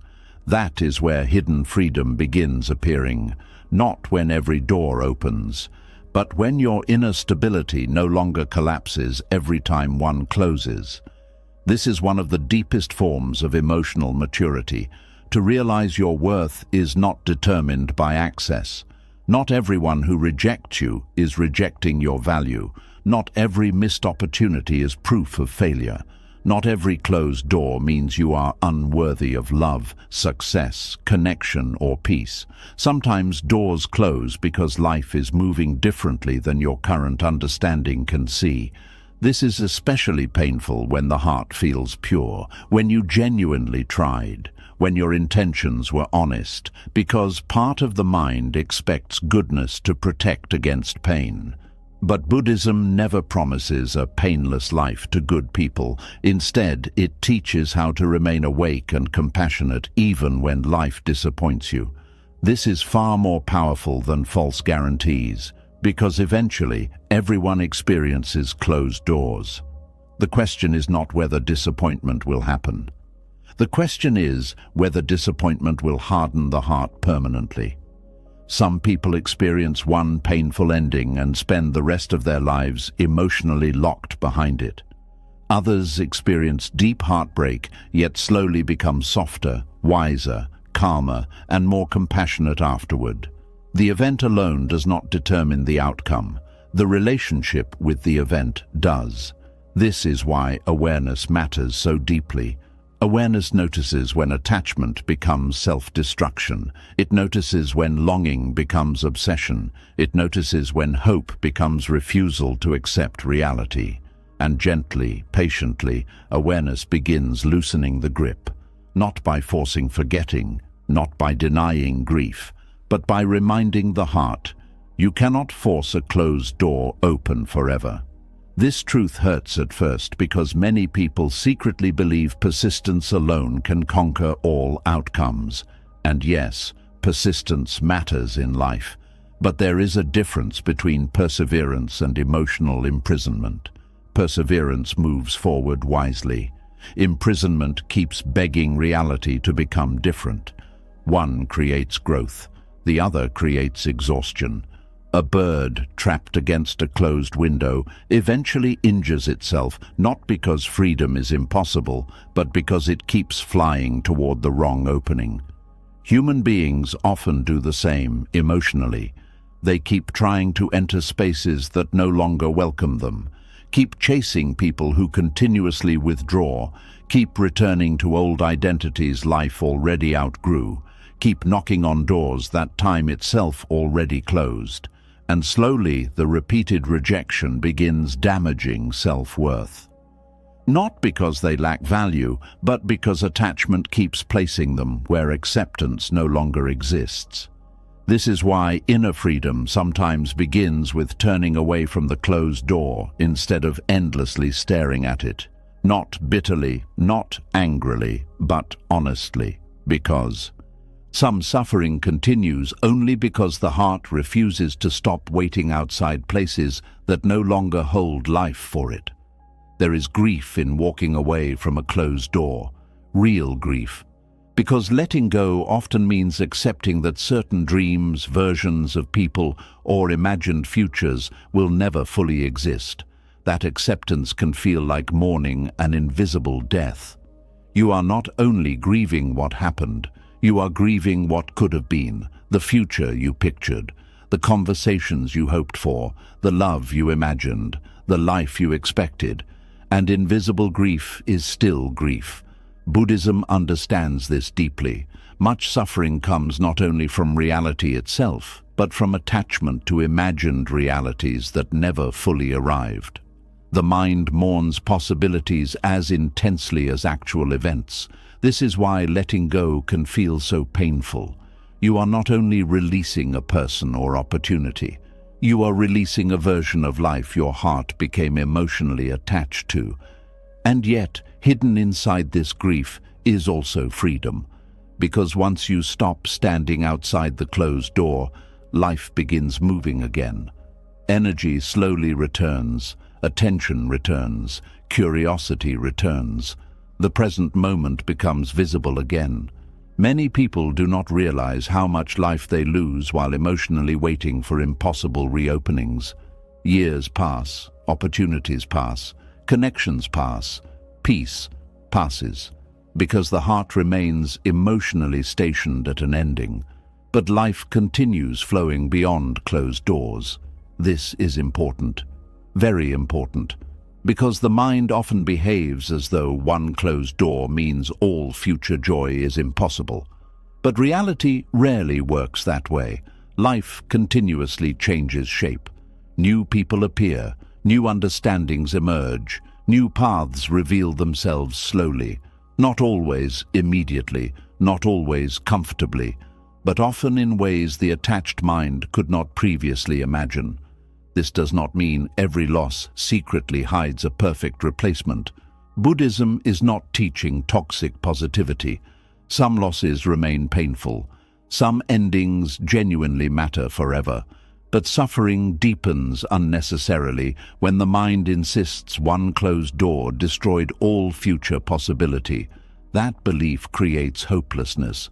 Awareness creates openness again. Not naive openness, grounded openness. The understanding that life still exists beyond disappointment. There is another hidden lesson inside closed doors. Sometimes the closed door is protecting your deeper self from remaining trapped in a smaller version of life. A relationship that ended may have been preventing growth. A failed dream may redirect you toward deeper meaning. A rejection may quietly free you from spaces that never truly saw your worth. But attached minds rarely see this immediately because attachment focuses only on immediate loss. Wisdom sees movement. This is why time changes understanding. Things that once felt catastrophic sometimes later reveal hidden guidance, not because the pain was fake, but because human understanding evolves. Buddhism teaches impermanence not to create fear, but to create flexibility. The person who accepts change suffers less than the person demanding permanence from everything. And perhaps one of the hardest forms of acceptance is accepting that goodness alone cannot force outcomes. You can be kind and still lose. You can be sincere and still experience rejection. You can be loving and still encounter people incapable of meeting your depth. This does not mean kindness is weakness. It means life is not a transaction where pure intentions automatically purchase desired endings. At first, this truth feels unfair, but eventually it becomes liberating. Because once you stop measuring your worth entirely by outcomes, you become freer emotionally. A closed door stops being proof of inadequacy. It simply becomes part of reality's movement, part of life's unfolding, part of the impermanence all human beings eventually face. And maybe this is where deeper peace begins appearing. Not in forcing every door open, not in making life obey your hopes perfectly, but in trusting that your soul can survive disappointment without collapsing into bitterness. This trust changes everything, because bitterness is often just wounded hope that never learned acceptance. A bitter person keeps emotionally arguing with reality long after the ending occurred. But a peaceful person slowly learns how to bow gently before what cannot be forced, not because they stopped caring, but because they stopped destroying themselves trying to control the uncontrollable. That is true strength. the strength to love deeply without demanding guarantees, the strength to grieve honestly without worshipping loss forever, the strength to release what no longer opens without losing your ability to remain soft. This softness is rare. Many people become emotionally hard after pain, but Buddhism teaches another possibility: to become wiser without becoming colder, to become discerning without becoming closed, to remain compassionate even after disappointment. And perhaps this is the hidden freedom inside closed doors, the realization that your peace does not depend on every path remaining available forever. Some things will leave, some things will end, some dreams will not unfold the way you hoped. And still, your spirit can remain whole. Still, your heart can remain open. Still, life can continue offering beauty in forms you do not yet understand, because closed doors are not always the end of life. Sometimes they are the painful beginning of finally meeting yourself more honestly, the version of you no longer defined entirely by chasing unavailable things, the version of you no longer begging reality to reverse itself. The version of you capable of standing before a closed door and quietly saying, "I loved honestly. I tried sincerely. And now I release what will not open." That sentence contains enormous dignity, because there comes a moment when peace matters more than endlessly forcing entry into spaces no longer meant for you. And maybe tonight, this is what your heart most needs to hear. Some doors stay closed, not because your heart lacked purity, but because life itself moves through seasons, endings, redirections, and impermanence. You are not unworthy because something ended. You are not broken because something did not choose you. You are not cursed because life changed shape. Sometimes a closed door is simply reality, asking you to stop standing outside what no longer belongs to your path. And the moment you stop begging closed doors to reopen, you finally notice the quiet space around you, where life is still waiting to be lived. And as the heart slowly learns to stop standing outside closed doors, another hidden grief often begins rising from deeper places inside the soul. Because sometimes the hardest door to accept was never a relationship, a dream, or an opportunity. Sometimes the hardest thing to accept is the childhood you never truly had. Tonight, you are going to understand why so much adult suffering quietly begins in unfinished pain from long ago, and why inner peace sometimes starts the moment you stop demanding a different past from people who were never able to give it. There are wounds that do not bleed openly, yet they shape an entire life. A child who never felt safe may grow into an adult who struggles to relax. A child who was constantly criticized may become an adult who secretly believes they are never enough. A child who felt emotionally invisible may spend years begging for love in unhealthy places. A child who learned that love was unpredictable may grow up terrified of abandonment. And often, these wounds remain hidden beneath adult responsibilities, routines, relationships, careers, and distractions. But deep inside, the younger self still waits quietly for something that never fully arrived. Understanding, protection, warmth, gentleness, safety, the feeling of truly being seen. This is why childhood pain can become so difficult to release, because unlike many adult disappointments, childhood shapes the foundation of how a person learns to see themselves and the world. When pain enters early, the nervous system adapts around survival. Some children become people pleasers because keeping others happy felt safer than expressing their truth. Some become emotionally distant because vulnerability once led to pain. Some become hyper-independent because they learned too early that nobody would rescue them emotionally. Some become anxious because their environment constantly felt unpredictable.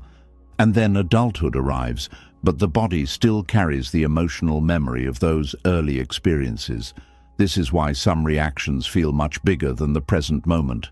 A small rejection suddenly feels unbearable. A disagreement feels like abandonment. Silence feels dangerous. Criticism feels crushing.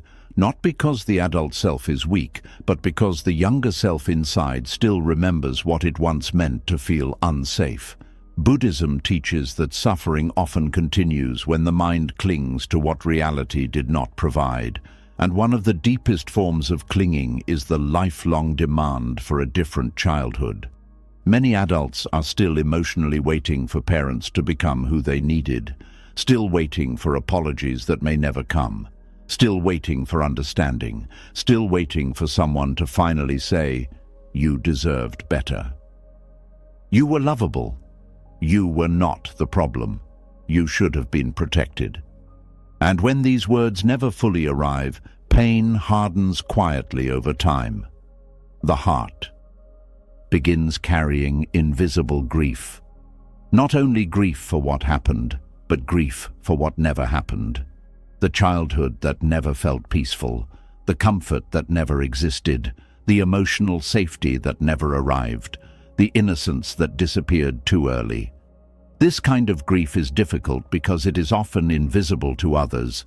A person may appear successful, calm, functional, even strong, but inside there may still be a younger self carrying loneliness from decades ago. This is why healing childhood wounds is not about blaming endlessly. It is about understanding honestly. Many people either deny their childhood pain completely or become trapped inside resentment forever. Buddhism teaches another path, the path of awareness without permanent bitterness, the path of seeing clearly without remaining emotionally imprisoned there. This is important because unresolved childhood pain often controls adult life unconsciously. A person may continuously chase unavailable partners because emotionally they are still trying to earn love they never fully received. Another may become addicted to achievement because praise became their only source of worth as a child. Another may avoid closeness because intimacy feels emotionally dangerous. Another may constantly apologize for existing because they grew up feeling like a burden. And often these patterns continue for years until awareness finally interrupts them. Awareness begins noticing, "I am reacting from an old wound. This fear is older than this moment. My nervous system learned this long ago." That realization can feel painful, but it is also freeing, because once unconscious patterns become visible, healing becomes possible. Before awareness, the wound controls life silently. After awareness, the person can begin responding differently, but this process requires enormous compassion, especially toward the younger self. Many adults secretly judge the child they once were. They say things like, "I should be over this. Other people had it worse. I am too sensitive. I need to stop feeling this way." But pain does not heal through humiliation. A frightened child does not become calm through criticism. And the younger self inside many adults is still frightened, still carrying emotional confusion, still carrying unmet needs, still wondering why love felt difficult to receive. This is why Buddhist compassion matters so deeply in healing. Compassion softens the war against yourself, not by denying what happened, but by refusing to continue punishing yourself for surviving it imperfectly. There is another difficult truth many people eventually face. Sometimes parents simply could not give what they themselves never received. This does not erase harm, it does not excuse cruelty, but it creates understanding. Many wounded adults were once wounded children raising children. Many emotionally unavailable parents were never taught emotional safety themselves. Many harsh people were shaped by harshness long before you existed. Pain travels through generations quietly until awareness interrupts it. This understanding matters because hatred alone rarely heals childhood wounds. Hatred keeps the nervous system emotionally tied to the original pain. The mind remains trapped in the hope that rage will somehow create a different past. But no amount of anger can reopen childhood and rearrange the emotional conditions. This is where acceptance becomes one of the hardest spiritual practices of all. Accepting that your childhood happened the way it happened. Accepting that some needs were not met. Accepting that some people may never fully understand the pain they caused. Accepting that your younger self deserved better while also understanding reality cannot now become different retroactively. This acceptance does not mean pretending the pain was okay. It means releasing the endless internal demand for the past to become something it never was. That demand quietly exhausts many people for decades, because part of the mind keeps saying, if they would finally apologize, I could heal. If they would finally understand me, I could feel peace. If my childhood had been different, I would be whole. But Buddhism gently points toward another truth. Wholeness does not begin when the past changes. Wholeness begins when awareness stops demanding the impossible from time. This realization often creates grief first, real grief. Because releasing the need for a different childhood means mourning what never existed fully.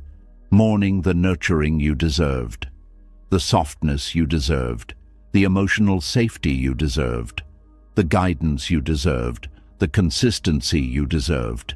This grief matters, because many people try skipping directly to forgiveness while never allowing themselves to honestly grieve. But ungrieved pain remains alive inside the body. Healing requires honesty, not dramatic storytelling, not endless blame, honest acknowledgement. Yes, this hurt. Yes, this shaped me. Yes, I deserved care. That honesty is not weakness, it is emotional truth, and truth creates the foundation for peace. There is also hidden freedom in realizing that your childhood explains you, but it does not have to imprison you forever. This distinction is extremely important. Some people deny their wounds entirely. Others become completely identified with them. Buddhism teaches another way, awareness without permanent identity. You can understand why you developed certain fears without deciding you are doomed forever. You can recognize the pain without building your entire future around it. You can honor the younger self without remaining emotionally frozen in childhood forever. This balance creates healing, not instant healing, but real healing. Because once awareness grows, choices slowly become possible. A person who grew up around emotional chaos can slowly learn calmness. A person who learned fear can slowly learn safety. A person who never felt heard can slowly learn self-expression. A person who felt unloved can slowly learn self-compassion. This process takes patience because nervous systems shaped by childhood pain often expect danger automatically. The body may brace itself even during peaceful moments. Some people feel uncomfortable when life becomes calm because chaos feels more familiar than peace. Others sabotage healthy relationships because stable love feels emotionally unfamiliar.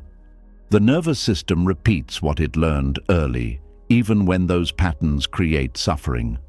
This is why awareness must be paired with gentleness. You cannot force a frightened inner self into peace through harshness. You cannot shame your nervous system into healing.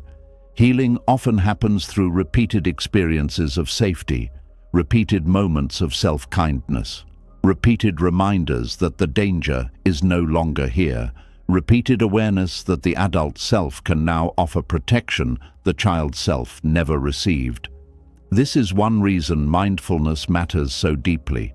Mindfulness teaches the body to return to the present moment instead of remaining trapped in old emotional environments. The child inside may still fear rejection, but the adult self can breathe now. The child inside may still expect criticism, but awareness can respond gently now. The child inside may still feel abandoned, but presence can offer companionship now. This changes the relationship with pain completely. Instead of constantly searching backward for missing love, the person slowly learns how to offer love inwardly, not narcissistic self-obsession, steady self-compassion, the kind that says, "I see your pain. I understand why you became this way. You are allowed to heal." That inner softness matters more than many people realize, especially because many wounded adults continue internally repeating the same harshness they once received externally. A critical parent disappears physically, yet the inner critic remains alive for decades. The voice changes location but continues speaking. You are not enough. You are too emotional. You always fail. You do not deserve rest. You must earn love. Buddhist awareness notices these inner voices without automatically believing them. This is powerful, because many people mistake inherited emotional conditioning for objective truth. But thoughts shaped by pain are not always accurate reflections of reality. They are survival patterns, and survival patterns can change, slowly, patiently, with awareness, with compassion, with repetition. This is why releasing the need for a different childhood is not the same as forgetting the past. It means stopping the endless emotional negotiation with what already happened. It means recognizing, yes, I wish it had been different. And yes, I can still build peace from here. That second sentence is life-changing, because many people unconsciously postpone healing until the past becomes emotionally corrected somehow. But time does not move backward. Parents may never transform into emotionally safe people. Some conversations may never happen. Some apologies may never arrive. Some emotional gaps may remain. And still, healing remains possible. Not because the pain disappears, but because the adult self stops abandoning themselves waiting for the past to change. This is where responsibility quietly enters the healing process. Not blame, responsibility. The understanding that while you did not choose your childhood, you now participate in how your wounds are carried forward. This realization can feel overwhelming at first, especially because wounded people often feel exhausted already. But hidden inside responsibility is also power, because once awareness enters, new choices become possible. Cycles can end, patterns can soften, inner violence can stop repeating. A person raised around emotional neglect can become emotionally present. A person raised around anger can become gentle. A person raised around fear can create safety. This is one of the most beautiful possibilities in human life. Pain does not have to become destiny.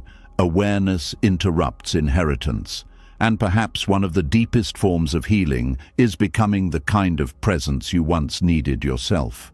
Not perfectly, not all at once, but intentionally, through small moments. Resting when exhausted instead of punishing yourself. Speaking kindly inwardly instead of repeating old criticism. Allowing emotions instead of suppressing them. Creating boundaries instead of accepting mistreatment automatically. Listening to your needs instead of abandoning them. These small acts slowly rebuild inner trust. And inner trust is essential because many wounded children grew into adults who no longer fully trust themselves emotionally.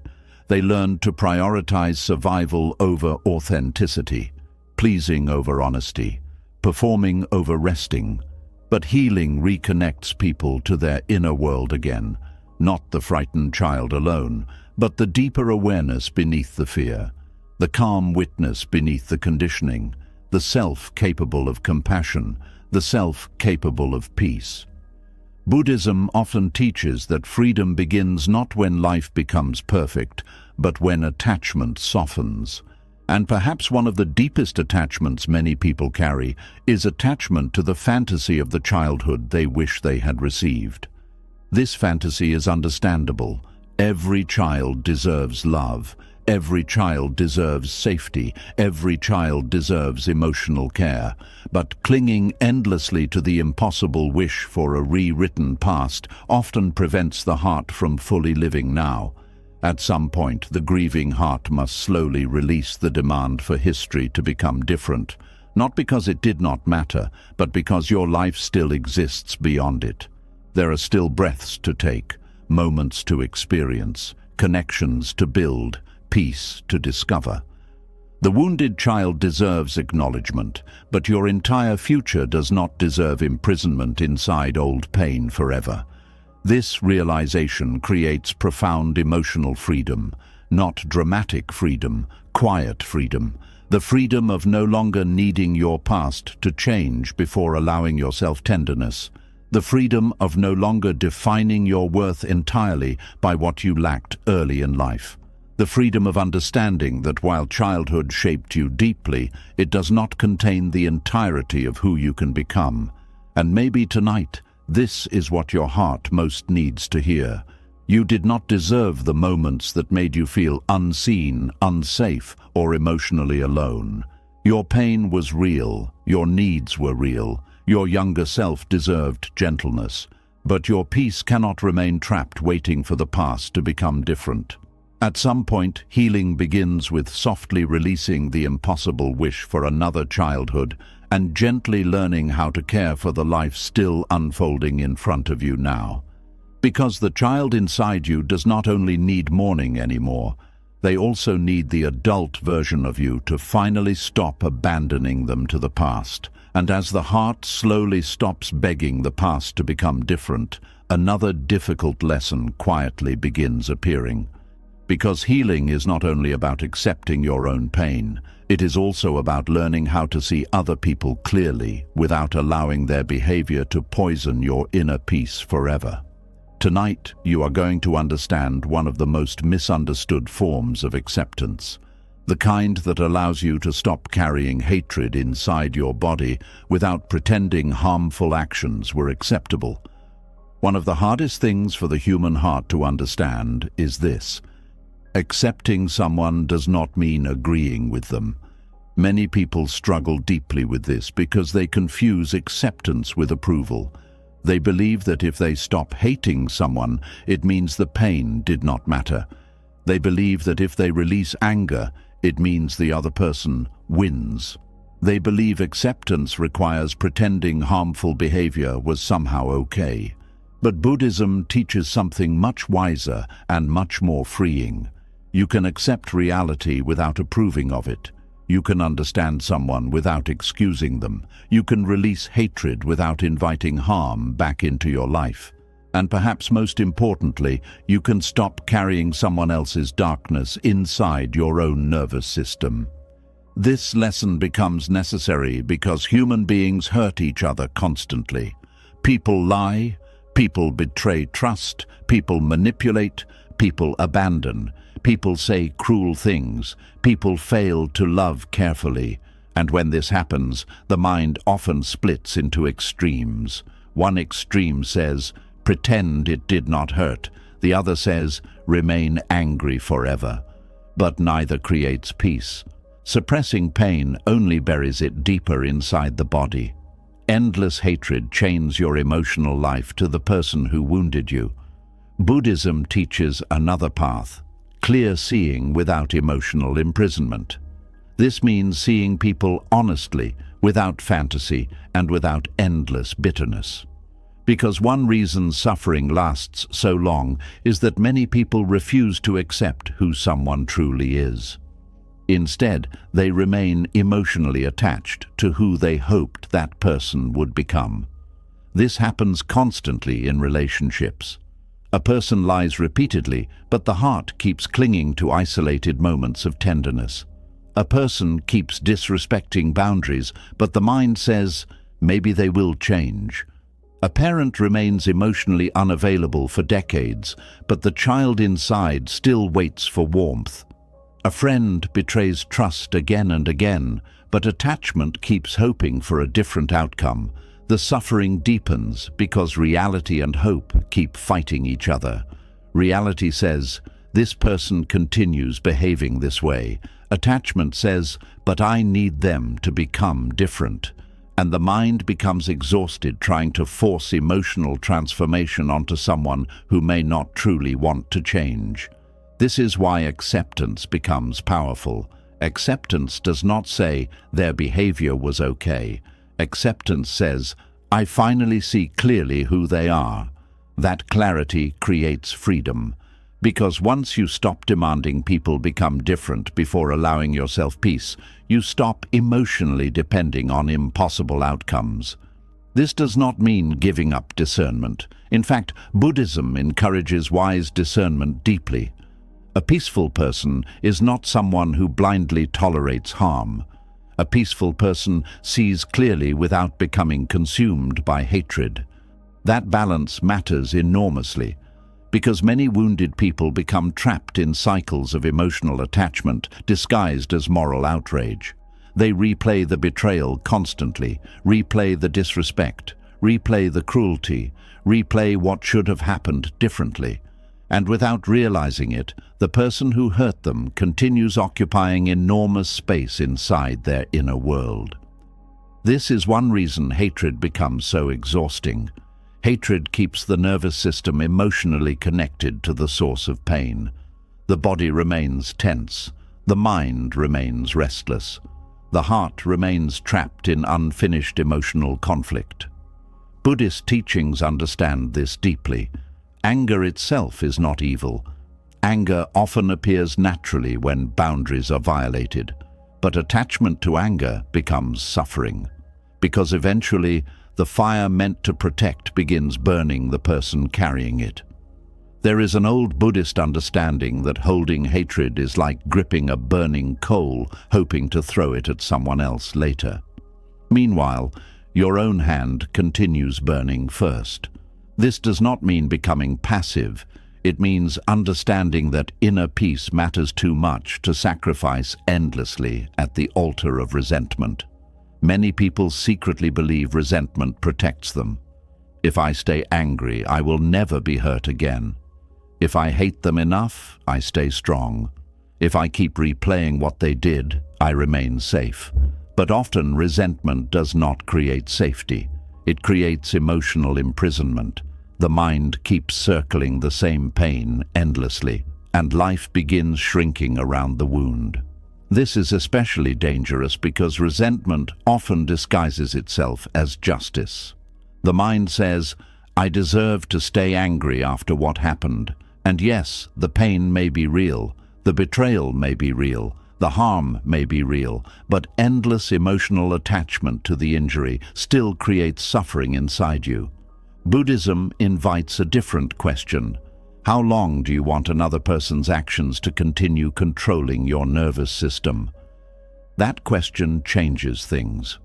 Because many people continue reliving emotional injuries long after the actual event ended. The other person may have moved on entirely while the wounded mind keeps reopening the scene daily. This does not create healing. It creates continued captivity. Acceptance interrupts this cycle, not by pretending harm never occurred, but by fully acknowledging reality instead of emotionally wrestling it forever. This person behaved this way. This person could not give what I needed. This person caused pain. This person may never become who I hoped. Those truths may hurt deeply, but clarity hurts less than endless emotional illusion. This is especially important because many people confuse compassion with self-abandonment. They think being spiritually peaceful means allowing unlimited mistreatment. But Buddhism never teaches people to destroy themselves for the comfort of others. Compassion and boundaries can exist together.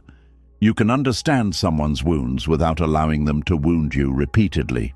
You can recognize someone's suffering without giving them unlimited access to your peace. You can forgive internally while still walking away externally. This distinction saves many lives emotionally. Because wounded people often stay trapped inside harmful dynamics, believing love requires endless tolerance.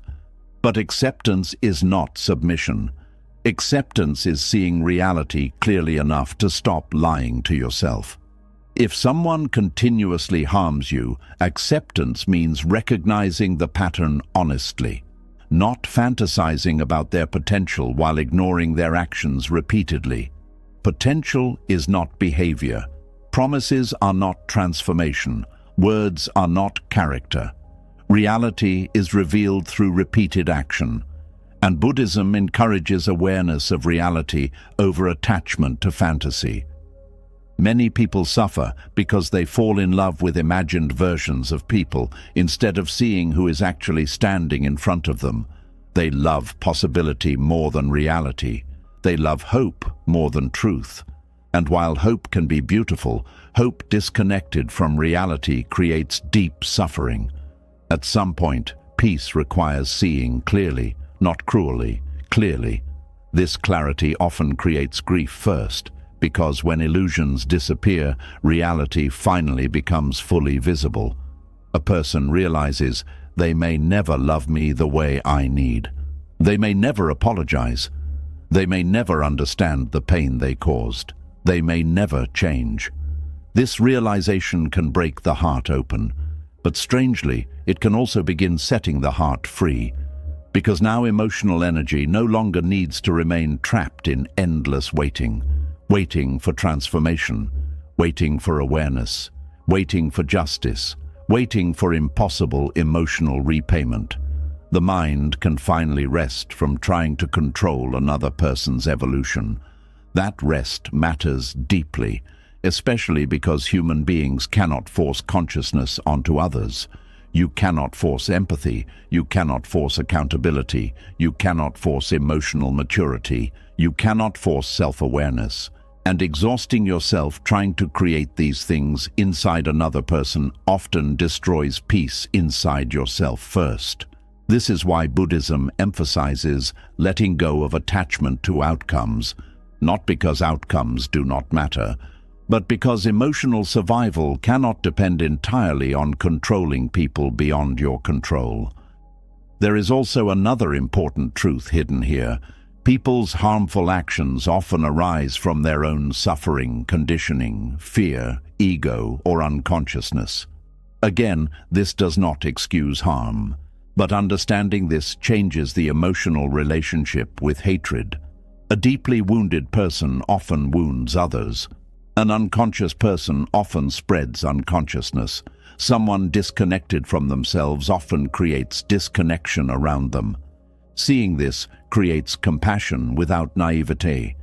Compassion says, I understand suffering shapes behavior. Wisdom says, and I still need healthy boundaries. Both truths can exist together. This balance is extremely important because many people swing between emotional extremes, either complete hatred or complete self-sacrifice. Buddhism teaches the middle path, clear awareness, compassion, boundaries, non-attachment, inner peace, all existing together. This does not happen overnight, especially when pain is deep. Some wounds require time before anger softens naturally, and Buddhism does not ask you to force fake forgiveness while your nervous system is still overwhelmed. Forced forgiveness often becomes another form of emotional suppression. Real healing happens more honestly. First awareness, then honesty, then grief, then clarity, then gradual release. The release comes not because the pain was small, but because carrying endless emotional poison eventually becomes too heavy. And perhaps one of the deepest forms of freedom is realizing you no longer need another person to become good before allowing yourself peace. This realization changes relationships completely. You stop emotionally chasing unavailable people. Stop trying to rescue destructive people endlessly. Stop sacrificing your nervous system trying to earn basic decency. Stop bargaining with reality. Instead, awareness quietly says, "This is who they are right now."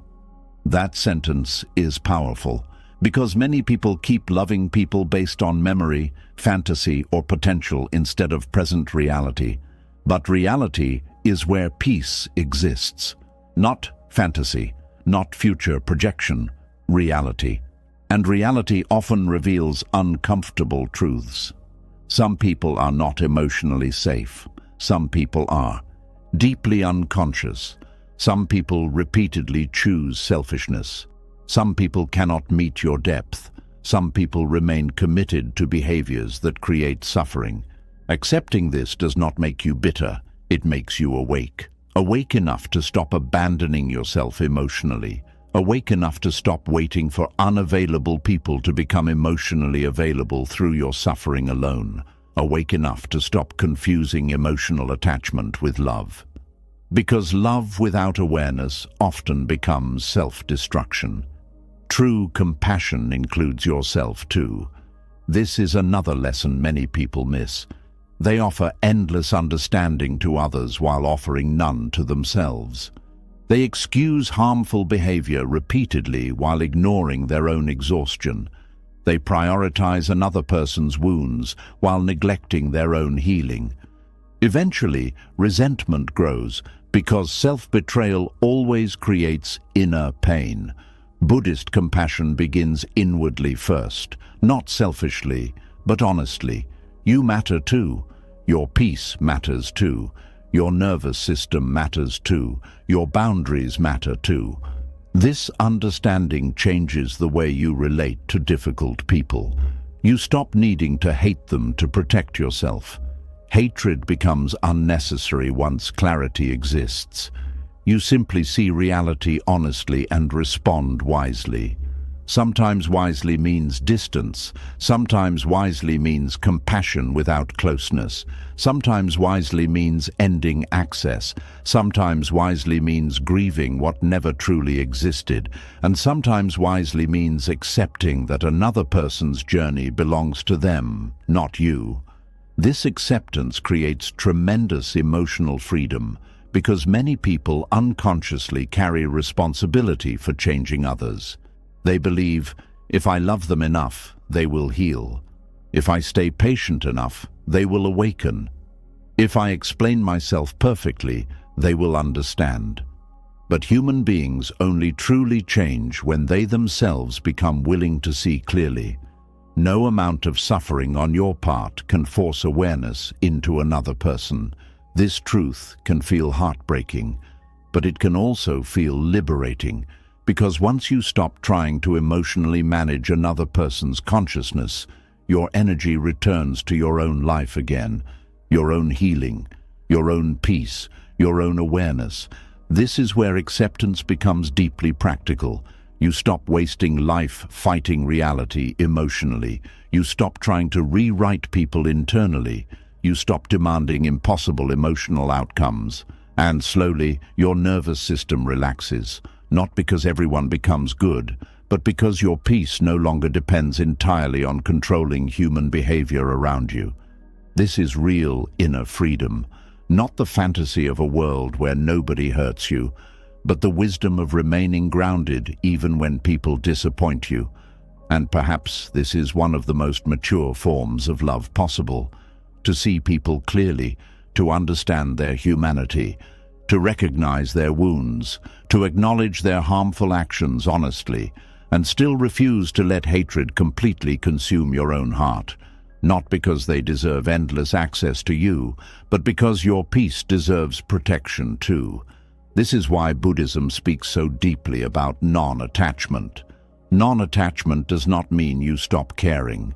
It means your soul stops becoming chained to what it cannot control. You stop gripping people emotionally so tightly that their behavior determines your entire inner state. You begin standing inside your own awareness more steadily. And from that place, compassion becomes possible without self-destruction. This balance creates enormous peace, because eventually you realize something life-changing. You do not need to carry bitterness forever in order to honor your pain. You do not need endless hatred to prove something mattered. You do not need revenge fantasies to protect your dignity. Sometimes the deepest dignity is quietly releasing emotional warfare entirely, not because the pain was insignificant, but because your inner life is too valuable to permanently hand over to resentment. And maybe tonight, this is what your heart most needs to hear. You are allowed to accept people as they truly are without approving of what they did. You are allowed to recognize harmful behavior without becoming consumed by hatred. You are allowed to walk away peacefully from what continuously wounds you. You are allowed to stop waiting for impossible transformation before allowing yourself rest. Because acceptance is not saying what happened was okay. Acceptance is saying, I finally see reality clearly enough to stop destroying myself fighting it. And hidden inside that clarity is the beginning of a much deeper peace. And as the heart slowly learns to stop fighting people for becoming who they truly are, another painful attachment begins revealing itself underneath the surface, because sometimes suffering does not continue only because of what happened. It continues because a part of you is still waiting for life itself to finally admit that it hurt you unfairly. Tonight, you are going to understand why many people remain emotionally trapped for years, waiting for apologies, explanations, justice, or emotional repayment that may never fully arrive. And why inner freedom often begins the moment you stop postponing your peace until life apologizes first. There is a hidden sentence living inside many wounded hearts, even if it is never spoken out loud. I cannot move on until this is made right. At first, this sounds understandable. Human beings naturally want resolution. When pain enters life unfairly, the heart wants acknowledgement. It wants someone to finally recognize the damage. It wants justice. It wants understanding. It wants the universe itself to say, yes, what happened to you was wrong. And sometimes that acknowledgement does come. Sometimes people apologize sincerely. Sometimes truth becomes visible. Sometimes wounds are recognized openly, but many times life stays silent. The person who hurt you may never fully understand the impact of their actions. The family that misunderstood you may never suddenly awaken emotionally. The relationship that damaged your heart may never provide proper closure. The unfairness may never balance itself neatly, and this is where many people become trapped emotionally, not only in the pain itself, but in the endless waiting for emotional correction. The mind keeps saying, once they apologize, I can heal. Once life explains itself, I can relax. Once justice happens, I can feel peace. But peace built on those conditions becomes fragile because reality does not always provide emotional resolution on demand. This is one of the hardest Buddhist lessons to accept. Life does not always explain itself, and suffering deepens when peace is postponed until reality behaves according to emotional expectation. Many people unknowingly spend years emotionally frozen because they are waiting for the universe to reverse the feeling of injustice inside them. They want acknowledgement before healing, validation before peace, repayment before release. And while this desire is deeply human, it often becomes another form of attachment. Attachment to fairness, attachment to emotional symmetry, attachment to the idea that pain must eventually be compensated in visible ways before the heart can rest. But reality moves differently. Sometimes good people suffer without explanation. Sometimes cruel people continue living comfortably. Sometimes apologies never arrive. Sometimes misunderstandings remain permanent.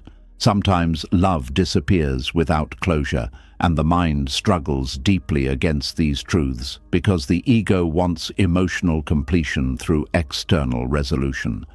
Yet Buddhism gently teaches that waiting endlessly for life to emotionally repair itself often creates even more suffering.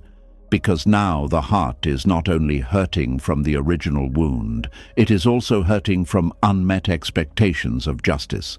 This creates a second layer of pain. The first pain says, "This hurt me." The second pane says, and life still has not corrected it. That second layer often becomes heavier than the first, because the nervous system remains emotionally suspended in unfinished waiting, waiting for fairness, waiting for acknowledgement, waiting for the world to finally understand. This waiting quietly drains life from people. There are individuals who cannot fully enjoy the present because part of them is still emotionally standing in front of an old wound, demanding an explanation from existence itself. They replay events repeatedly, hoping to finally discover why things unfolded the way they did. They search for hidden meanings obsessively. They mentally argue with reality. They wait for karma to arrive visibly. And while waiting, years pass. Peace remains postponed. The body remains tense. The heart remains unresolved. Buddhism does not deny the reality of injustice. It simply teaches that attachment to emotional repayment creates suffering. Because the mind keeps demanding something, reality may never deliver in the form expected. This does not mean injustice is acceptable. It means your peace cannot survive if it depends entirely on the universe behaving according to your emotional timetable. That realization can feel painful at first, especially for deeply sensitive people, especially for people who genuinely tried to do good, because part of the heart believes goodness should protect against unfairness, yet life often reveals otherwise.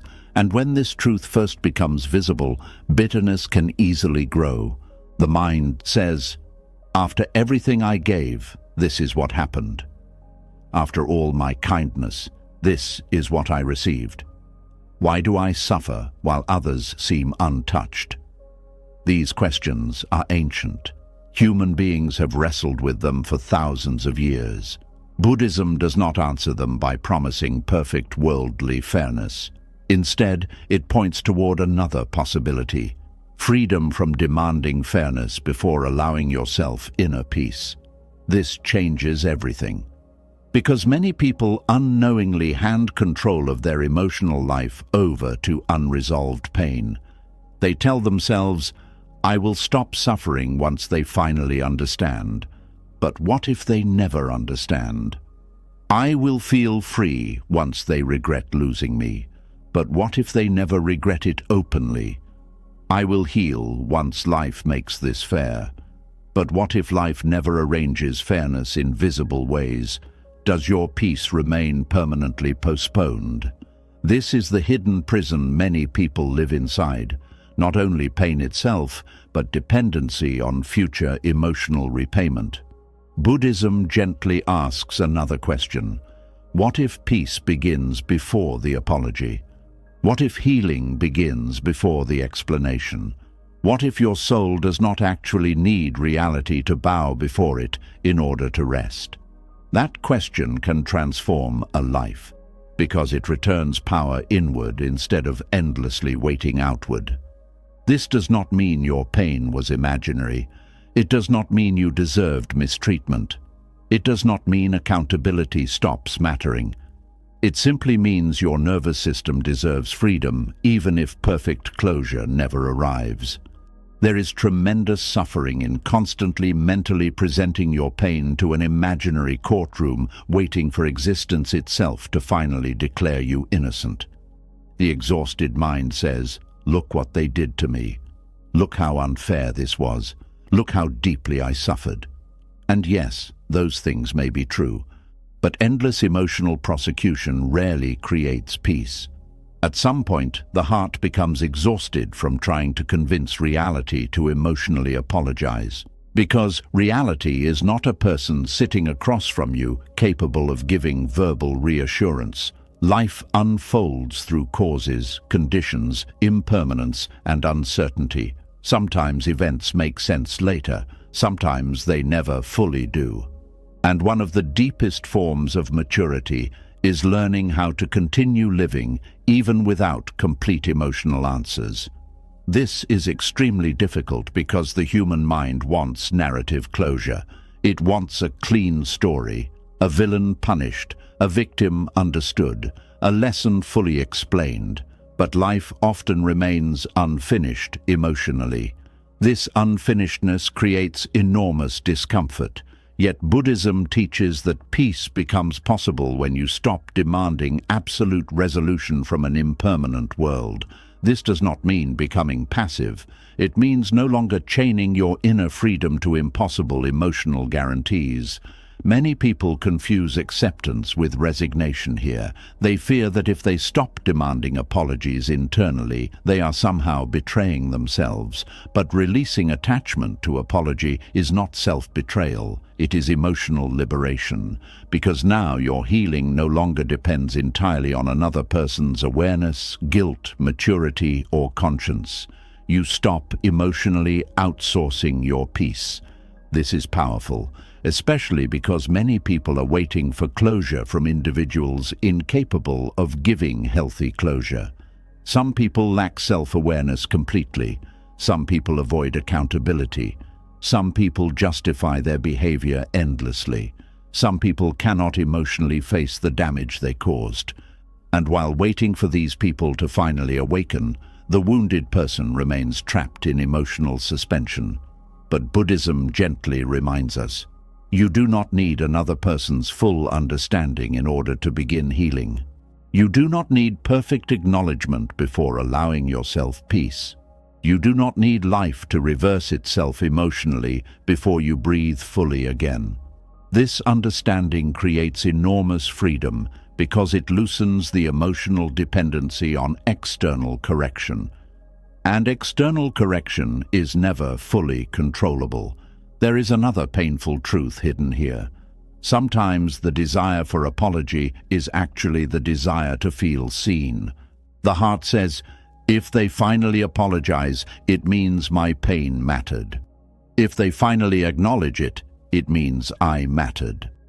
This longing is deeply human. Human beings need recognition, need emotional validation, need understanding.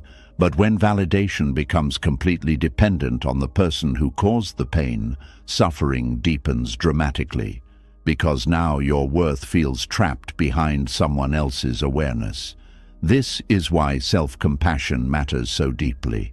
Self-compassion says, I know this hurt.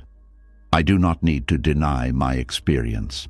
My pain was real even if others never fully acknowledge it. That inner witnessing becomes healing. Because many people keep waiting externally for validation, they can begin offering inwardly themselves. This does not replace healthy accountability, but it frees the heart from emotional starvation while waiting endlessly for others to finally see clearly. There is also something important to understand about resentment. Resentment often survives because the mind believes letting go means saying the unfairness did not matter. But letting go is not denial. It is choosing not to permanently destroy your own nervous system, carrying unresolved emotional fire. Hatred exhausts the body, bitterness narrows perception. Obsessive unfairness keeps the mind trapped in old pain. Eventually, the person suffering most continuously becomes the one carrying the resentment. Buddhism teaches compassion not because everyone deserves unlimited access to you, but because hatred eventually poisons the one holding it. Compassion here does not mean pretending injustice was acceptable. It means understanding human beings are deeply unconscious sometimes, deeply wounded, deeply reactive, deeply trapped inside their own conditioning. Again, this does not erase accountability, but it softens the endless emotional demand for cosmic revenge before allowing yourself peace. Because revenge fantasies rarely heal wounds, they simply keep the mind emotionally attached to the original pain longer. This is why inner freedom feels so radical. It says, I release myself from endless emotional waiting. Not because life became fair, but because your soul deserves rest too. This shift changes the way you experience suffering. Instead of asking constantly, when will life repay me? You begin asking, how do I care for my heart now? Instead of demanding, when will they finally understand? You begin noticing, What parts of myself still need compassion? Instead of mentally fighting reality endlessly, awareness begins returning to the present moment again. This present moment return is deeply important, because unresolved injustice often traps attention entirely in the past. The body remains here, but emotionally the person still lives inside old injuries, still replaying unfair moments, still imagining different outcomes, still waiting for emotional correction. Meanwhile, life quietly continues moving. Sunlight still enters rooms. Breath still moves. Small moments still exist. Future possibilities still exist. But attachment to unresolved pain makes these things difficult to notice. This is why Buddhism emphasizes non-attachment so strongly. Not because human pain is insignificant, but because attachment keeps attention frozen inside suffering long after the event itself ended. And perhaps one of the most difficult truths to accept is this: life may never fully explain why certain things happened. Some questions remain unanswered. Some losses remain mysterious. Some heartbreak never receives satisfying closure. Some suffering never fits neatly into understandable narratives. The mind hates this uncertainty. It wants resolution desperately. Yet peace often begins the moment you stop demanding complete understanding before allowing yourself to live again. This does not mean you suddenly stop feeling hurt.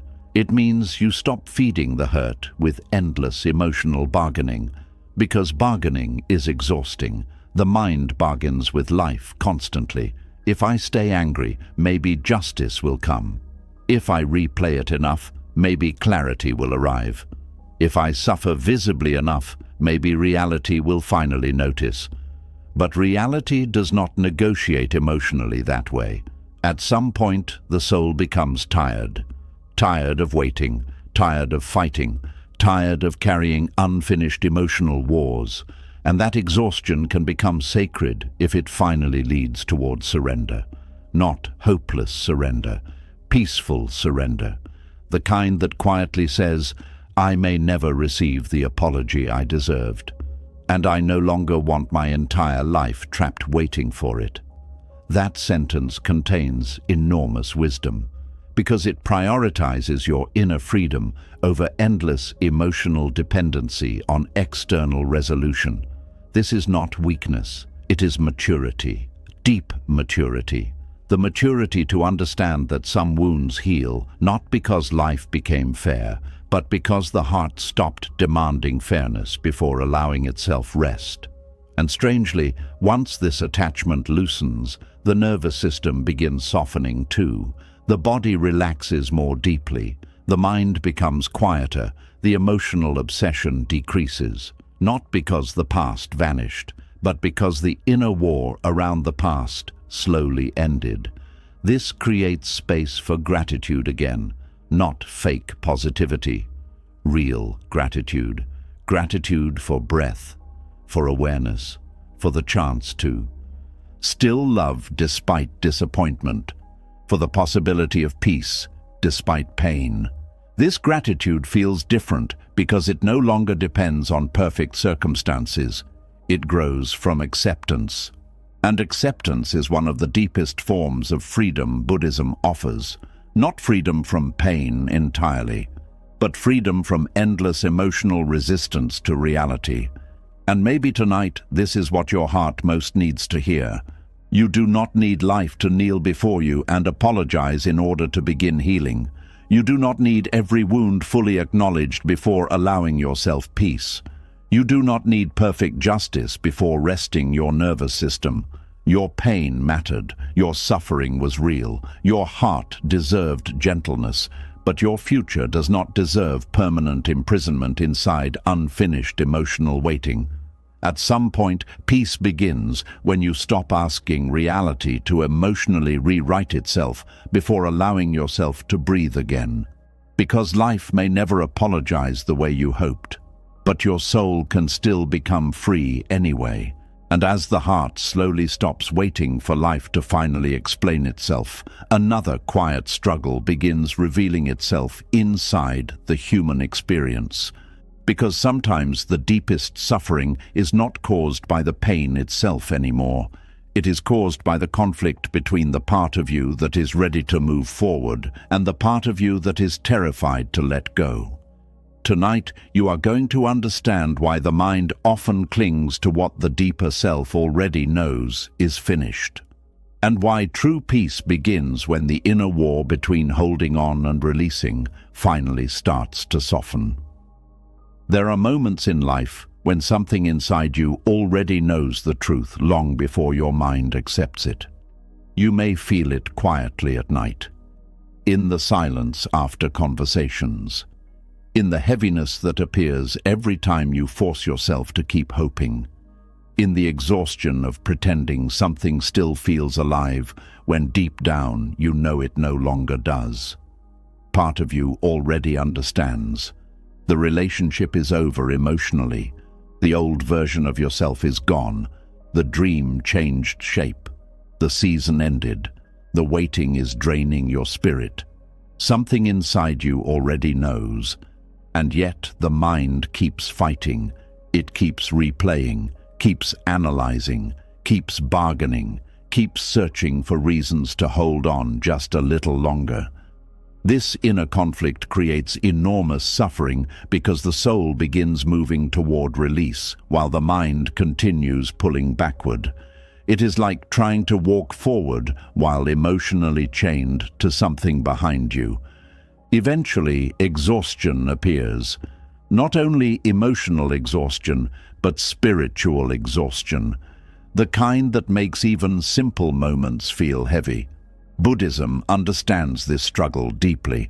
The mind clings because clinging creates the illusion of control. If the mind keeps thinking about something, it feels active. If it keeps analyzing, it feels productive. If it keeps hoping, it avoids grief temporarily. But awareness sees something different. Awareness notices when attachment has become suffering. Awareness notices when the soul no longer truly wants the thing itself, only relief from the fear of letting go. This distinction matters because many people are not actually holding on to joy anymore. They are holding on to familiarity, holding on to identity, holding on to imagined futures, holding on to emotional habits, holding on to fear of emptiness, and the mind fights release because it fears what comes after letting go. What if nothing replaces this? What if I feel alone? What if I regret releasing it? What if I lose part of myself too? These fears are deeply human. The ego naturally resists endings because endings create uncertainty, and uncertainty terrifies the mind. The mind would often rather stay attached to painful familiarity than step into unknown freedom. This is why people sometimes remain emotionally connected to situations long after the soul has become exhausted by them.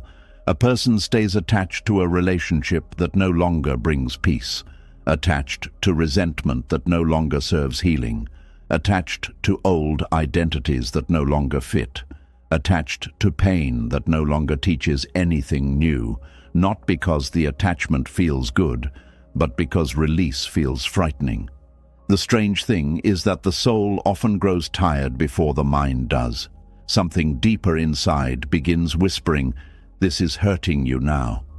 This chapter is complete. You do not need to keep carrying this." But the mind argues back immediately, "No, not yet. Maybe things will change. Maybe if I try harder. Maybe if I wait longer." And this internal tug-of-war can continue for years. The body feels tired, the heart feels heavy, the nervous system feels stretched thin. Yet the mind keeps resisting. Surrender. This is one reason suffering becomes chronic.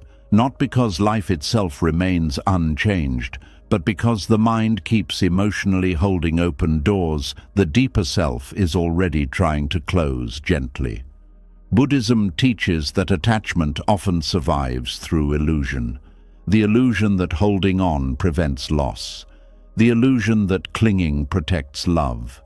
The illusion that endless thinking creates safety. But eventually, awareness reveals another truth. Holding on does not stop change. It only delays peace. This realization can feel heartbreaking at first because many people confuse release with abandonment. They believe that letting go means they never truly cared. But genuine release is not emotional indifference. Sometimes release is the deepest form of compassion possible. Compassion toward yourself, compassion toward reality, compassion toward the truth that forcing what no longer flows naturally only creates more suffering. This is why so many people feel strangely emotional when they finally stop fighting internally. The tears often come not because they suddenly became weak, but because the nervous system is finally putting down a burden it carried too long.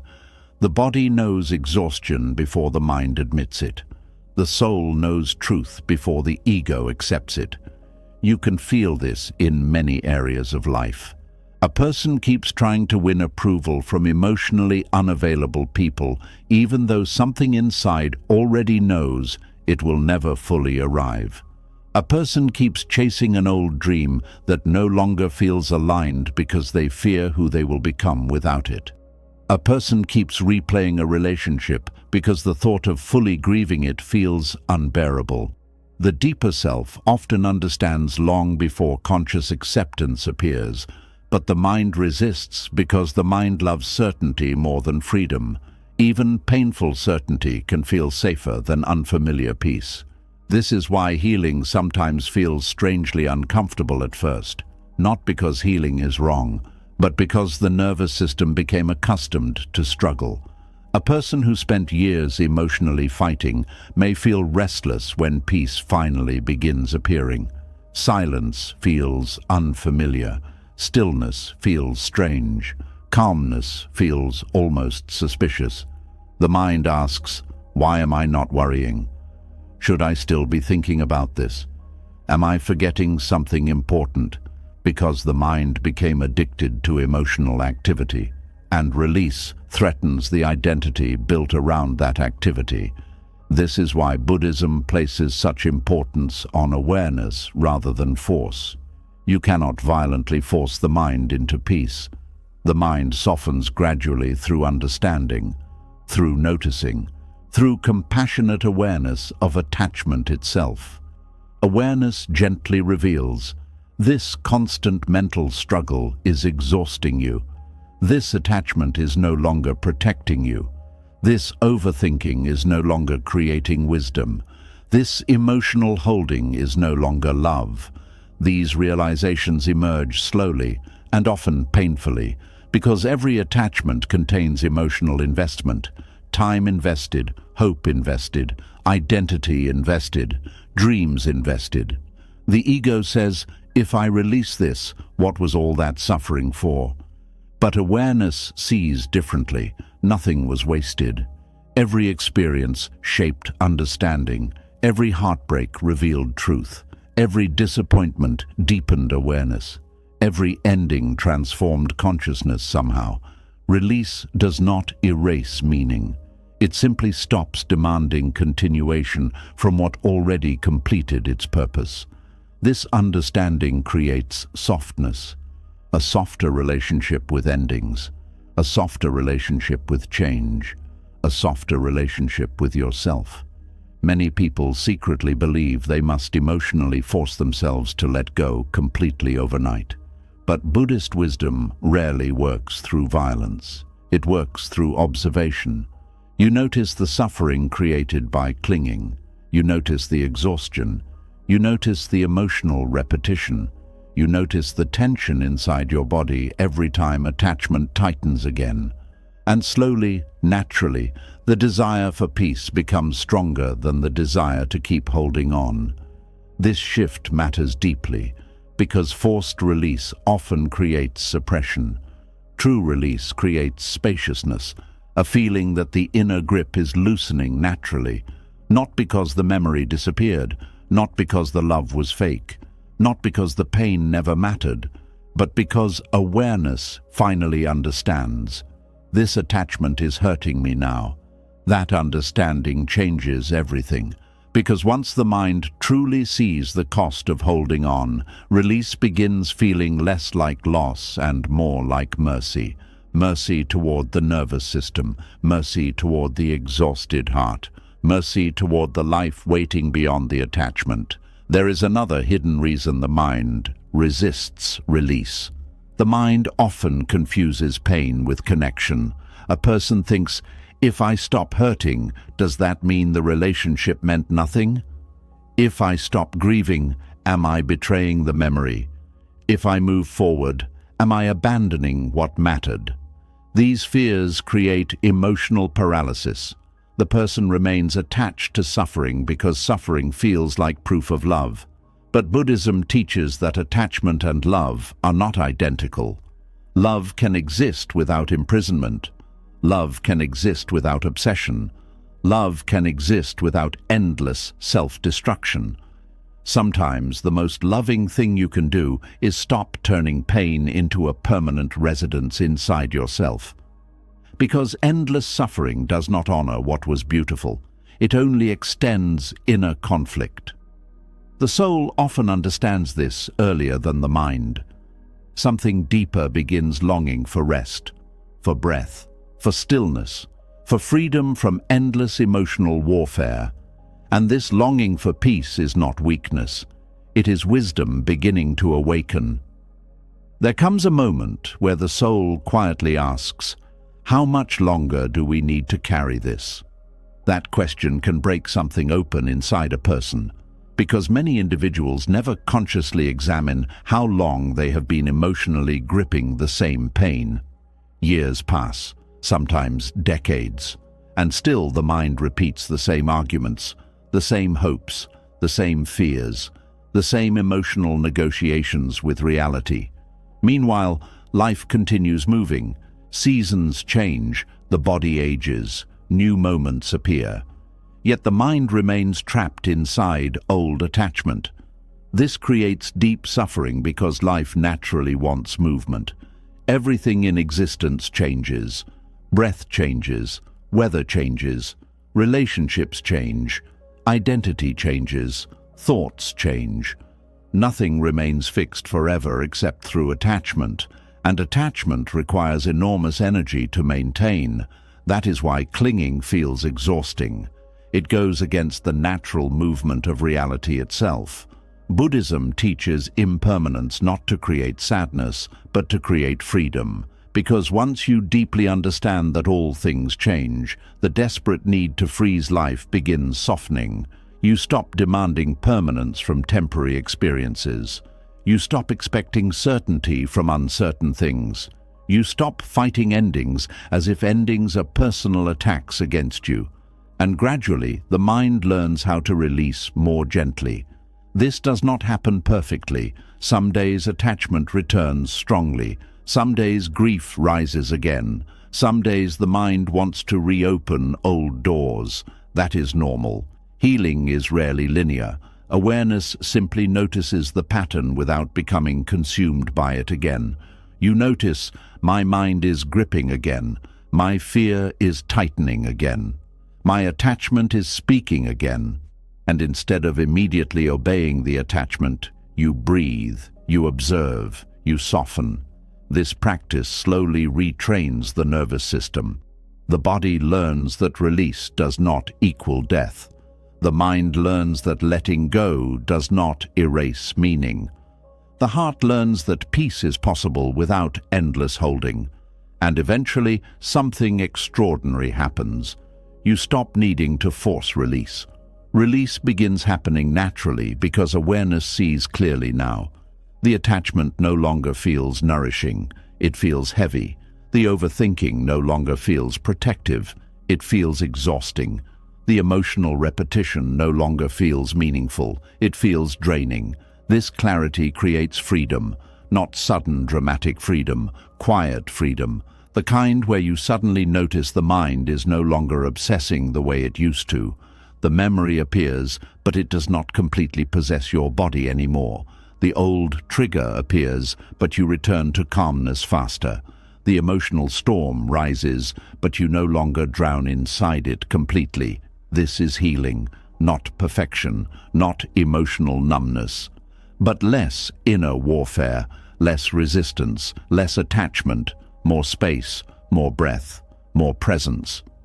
There is also a sacred sadness inside release that many people avoid, because releasing something often means fully acknowledging that a chapter truly ended. No more bargaining, no more fantasy, no more emotional negotiation, just reality. And reality can feel devastating initially, especially when the attachment involved deep love, hope, identity, or longing. But strangely, once reality is finally accepted fully, peace begins entering quietly, because the war ended. The endless internal argument stopped. The nervous system no longer needs to keep defending attachment constantly. This is why surrender feels peaceful after resistance finally exhausts itself. Not because the pain vanished, but because the struggle against truth softened. Buddhism understands surrender very differently from defeat. Defeat says, "I lost." Surrender says, "I stop, fighting reality now." That distinction matters enormously, because many people remain emotionally trapped simply because they interpret surrender as failure. But surrender often becomes the doorway into freedom. Freedom from obsession, freedom from endless replaying, freedom from emotional exhaustion, freedom from trying to force life backward. And perhaps the soul has been longing for this freedom quietly all along, not because it stopped caring, but because it understands something the frightened mind struggles to accept. Peace matters too. Rest matters too. Life beyond attachment matters too. There is still beauty waiting outside the emotional prison of endless holding. Still sunlight, still connection, still laughter, still possibility, still breath, still presence. But the mind consumed by attachment cannot fully see these things because all attention remains fixed on what it refuses to release. This is why awareness becomes sacred. Awareness gently turns your face back toward life itself, not through force, not through shame, but through compassionate truth. The truth that your soul deserves peace more than endless emotional captivity. And maybe tonight, this is what your heart most needs to hear. You do not need to keep fighting internally with what your deeper self already understands. You do not need to keep gripping what is exhausting your spirit. You do not need to remain trapped inside emotional repetition forever. Part of you already knows what no longer belongs in your hands. Part of you already feels how tired the struggle has become. Part of you already longs for rest more than attachment. Trust that part gently, not all at once, not perfectly, but honestly, because the moment the mind finally stops resisting what the soul is ready to release, something beautiful begins happening quietly inside you. The war softens, the breath deepens, the body relaxes, and peace, which was waiting patiently underneath all the struggle, finally begins finding space to return. And as the mind slowly loosens its grip on what the soul no longer wants to carry, another truth quietly begins appearing beneath the silence. Letting go is not the end of suffering. Sometimes the real challenge begins after the loss itself, when the heart must decide whether pain will deepen wisdom or slowly harden into bitterness. Tonight, you are going to understand why loss changes people in very different ways, and how Buddhism teaches the rare art of grieving deeply without allowing sorrow to poison your spirit forever. There are people who lose something precious and become softer afterward, and there are people who lose something precious and become harder. The loss may look similar from the outside. Both hearts break, both people cry, both experience disappointment, grief, loneliness, confusion, or heartbreak. Yet over time, one person becomes more compassionate while the other becomes consumed by bitterness. This difference matters deeply because loss itself is unavoidable in human life, but bitterness is not. Buddhism teaches that suffering can either awaken awareness or strengthen attachment, and one of the greatest dangers after pain is the slow transformation of grief into permanent emotional hardness. Bitterness rarely arrives suddenly. It grows quietly. A disappointment remains unresolved.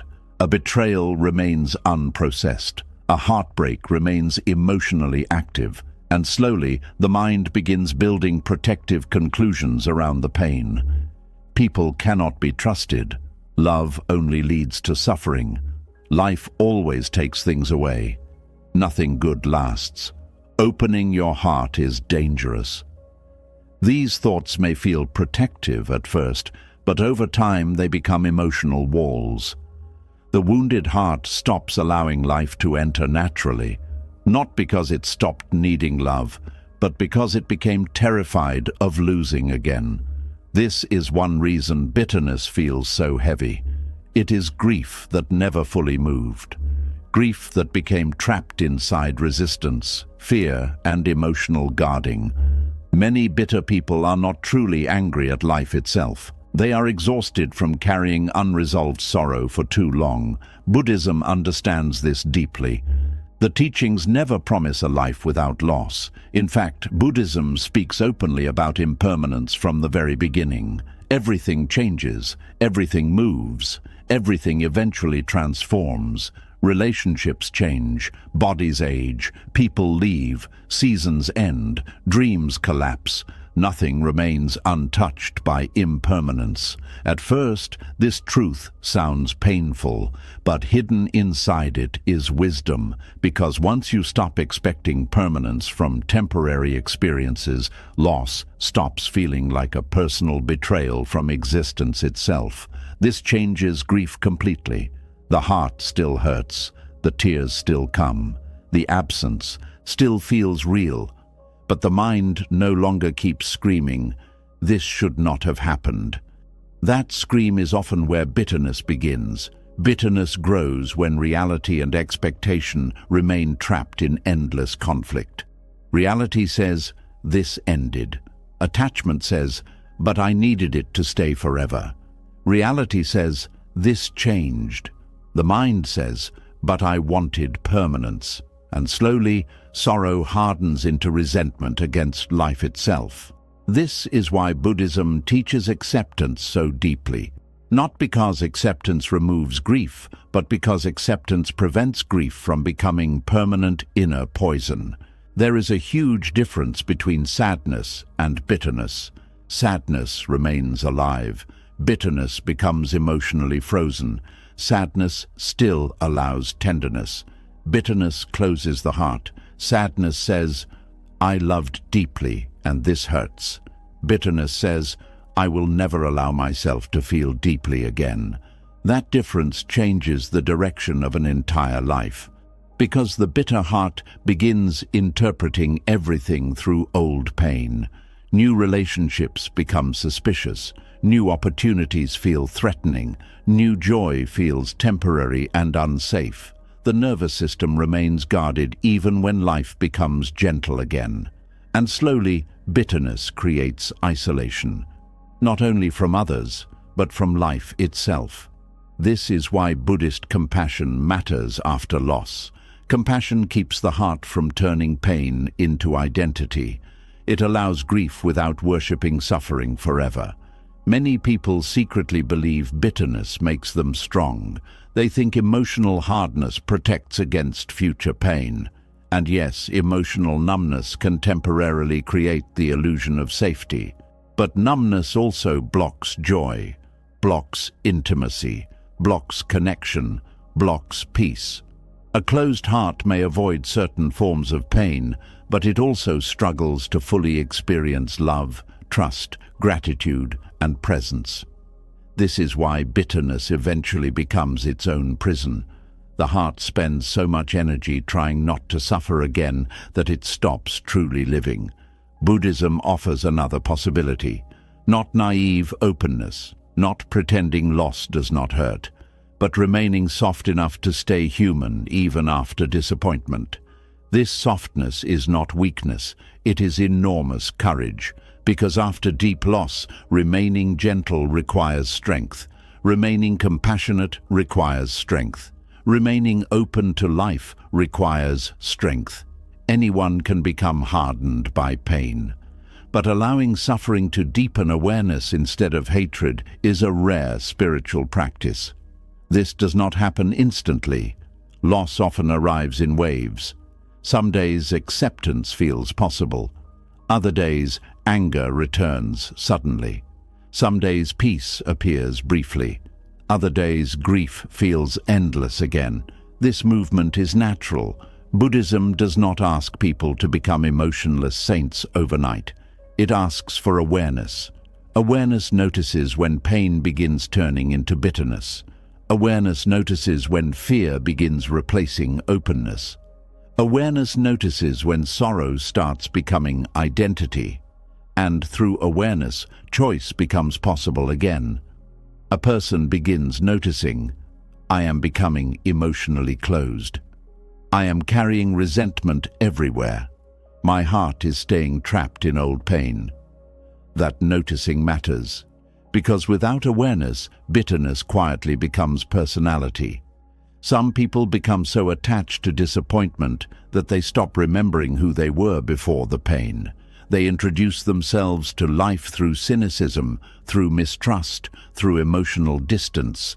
The original grief slowly disappears underneath layers of hardness. But underneath bitterness, there is often still sadness waiting to be acknowledged honestly.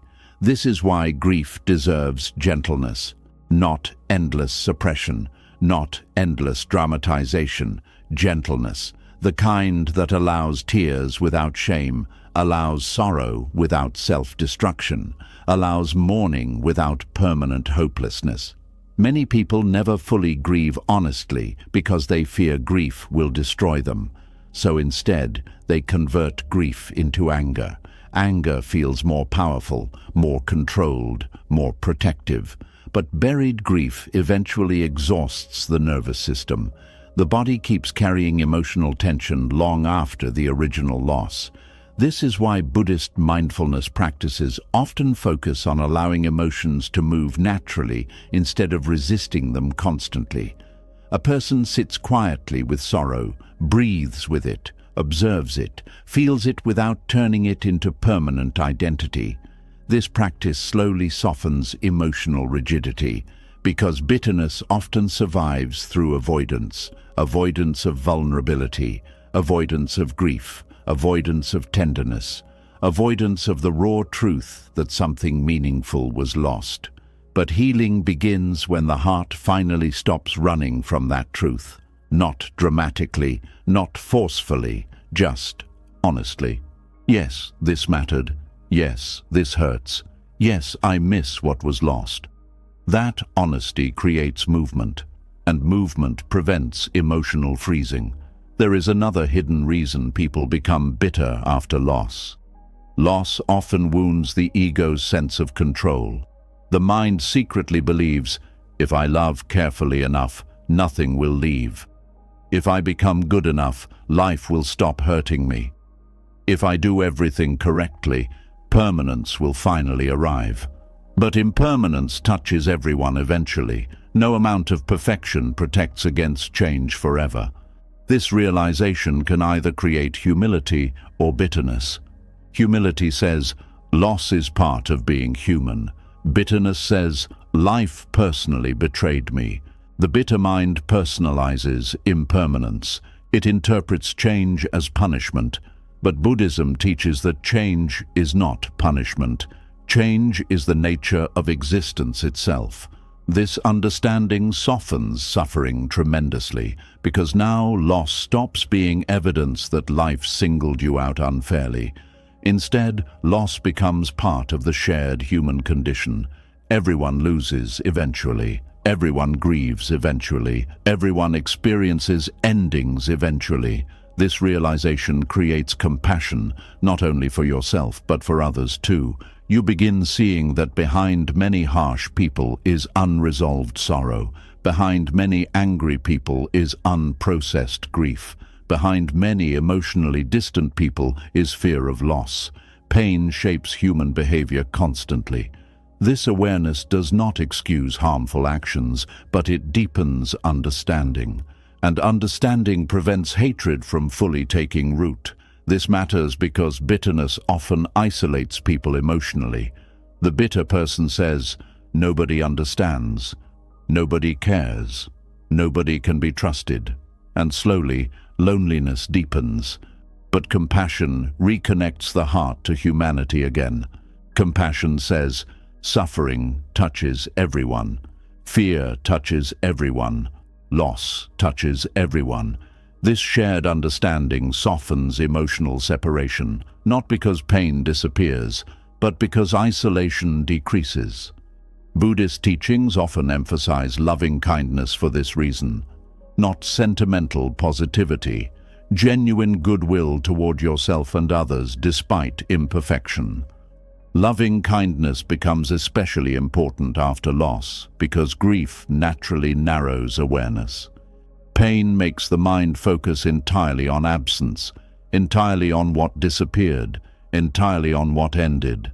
But loving kindness gently widens awareness again.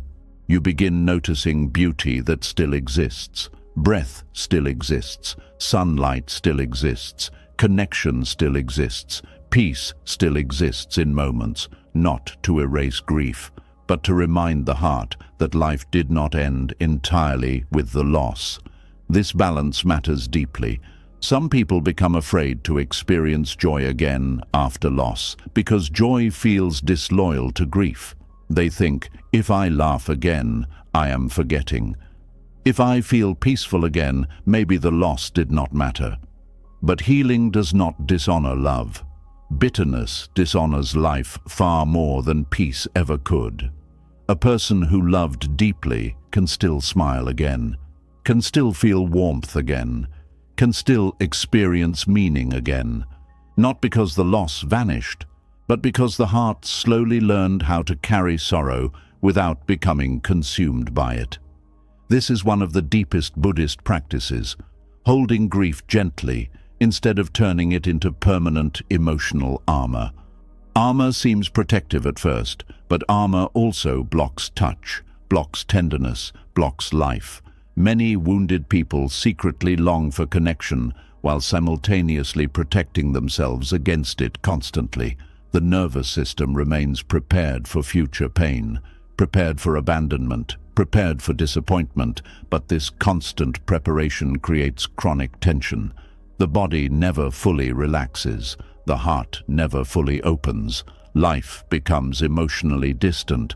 Buddhism invites another way of living, not reckless vulnerability, wise openness, the understanding that pain may come again someday, yet life is still worth meeting with presence instead of permanent fear. This perspective changes everything, because now love becomes an experience to appreciate, not a possession to control forever. Moments become precious because they are temporary. Connection becomes meaningful because it changes. Life becomes vivid because it cannot be frozen. Impermanence stops being only tragic. It also becomes what makes existence sacred. A flower matters partly because it does not bloom forever. A sunset matters because it fades. A conversation matters because moments pass. This understanding softens the desperate need to control life completely. And when control softens, bitterness softens too. Because bitterness often grows from demanding permanence from impermanent things. The Buddhist path gently teaches, love fully, grieve honestly, accept change, remain soft, continue living. This path is difficult, very difficult, especially after deep loss, but it creates inner freedom. Freedom from emotional imprisonment, freedom from endless resentment, freedom from becoming hardened permanently by pain, and perhaps one of the most beautiful truths hidden here is this: the heart can break without becoming ruined. A person can lose deeply without losing their humanity. A soul can grieve honestly without turning cold forever.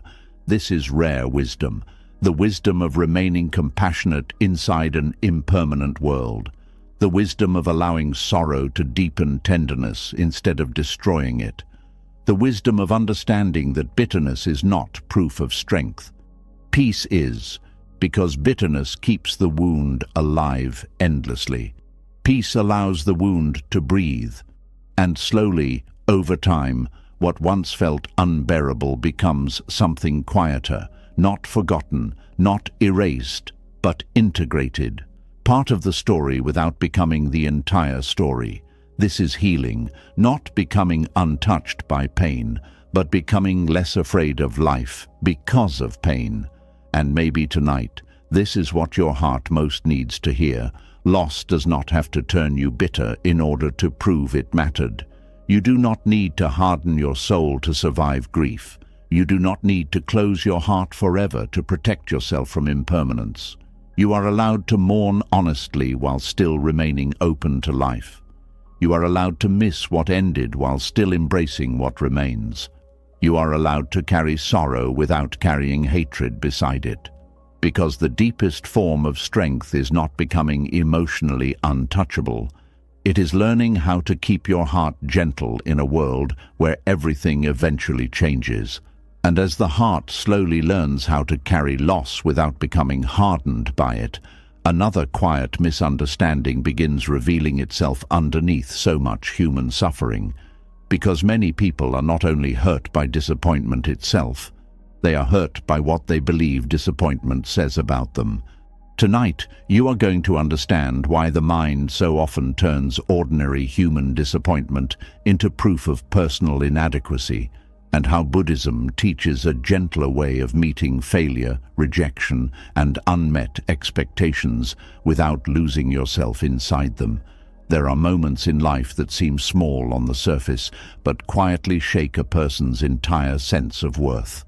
A message goes unanswered, a relationship ends, an opportunity disappears, a dream fails, someone else gets chosen, plans collapse, and almost instantly the mind asks a painful question: what does this say about me? This question creates enormous suffering because the human mind constantly personalizes disappointment.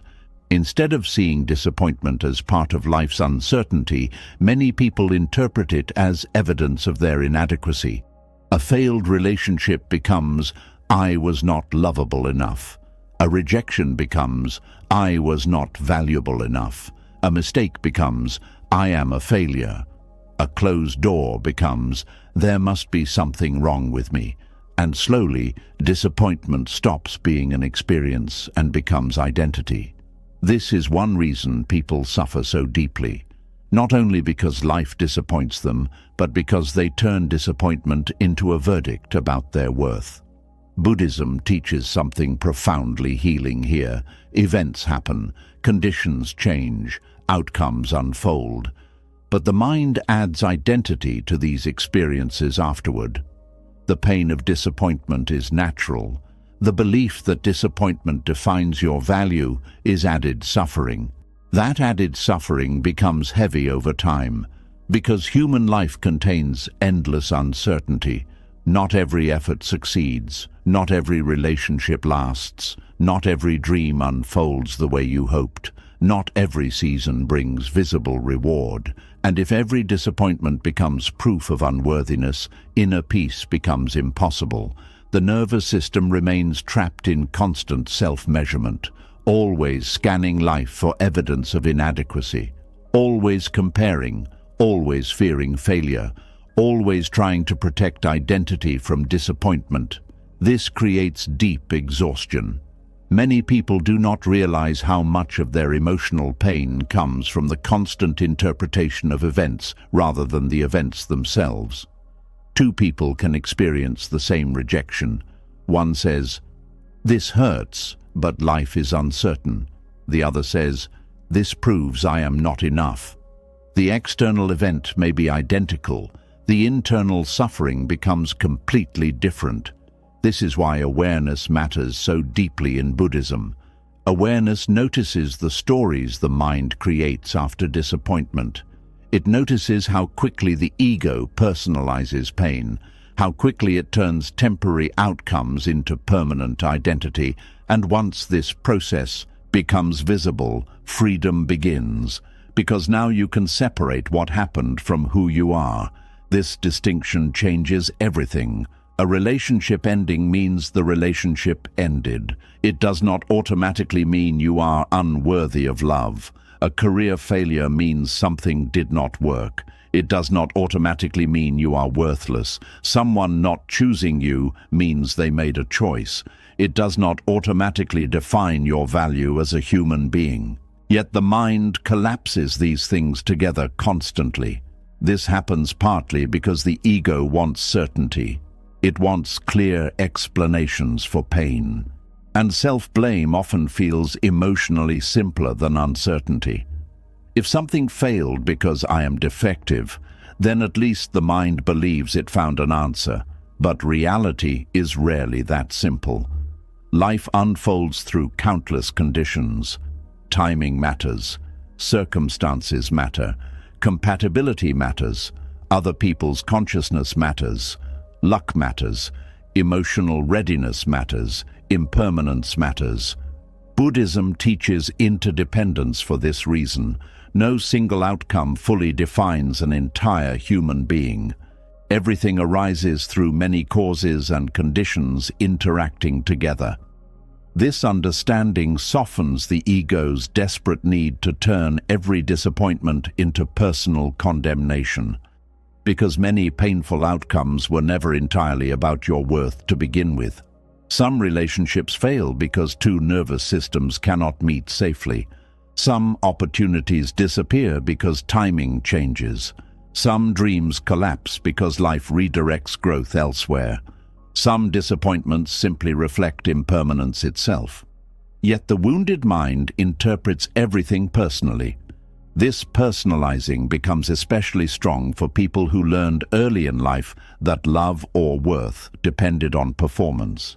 A child praised only when succeeding may grow into an adult terrified of disappointment.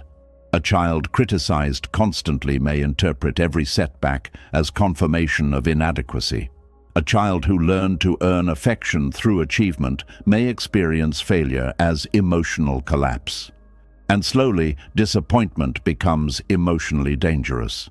Not because disappointment itself destroys people, but because identity becomes fused with outcomes. This is why some individuals cannot rest after setbacks. Their nervous system treats disappointment like proof of unworthiness instead of part of human life. The body tightens, the mind spirals. Shame appears immediately, not just sadness, not just frustration, shame. And shame says, this happened because there is something fundamentally wrong with me. Buddhism gently interrupts this voice, not by denying pain, but by reminding you that suffering does not equal identity. A difficult experience does not summarize your entire existence. You are larger than one outcome, larger than one chapter, larger than one rejection, larger than one mistake. This perspective creates space inside the mind. And space matters, because without space, disappointment immediately becomes self-destruction. Many people are far harsher toward themselves than reality itself ever was. A small mistake becomes endless self-attack. A rejection becomes proof they should stop trying entirely. A failed attempt becomes a reason to emotionally punish themselves for years. This inner cruelty deepens suffering dramatically, especially because life already contains enough difficulty without the mind adding endless self-hatred on top of it. Buddhist compassion becomes essential here. Compassion does not say disappointment feels good. Compassion says, you are still worthy of gentleness even when things do not go as planned. This is difficult for many people to accept. Because modern culture often teaches conditional worth. Perform well and you matter. Achieve enough and you deserve rest. Succeed visibly and you deserve love. But Buddhism teaches that worth is not something earned through perfect outcomes.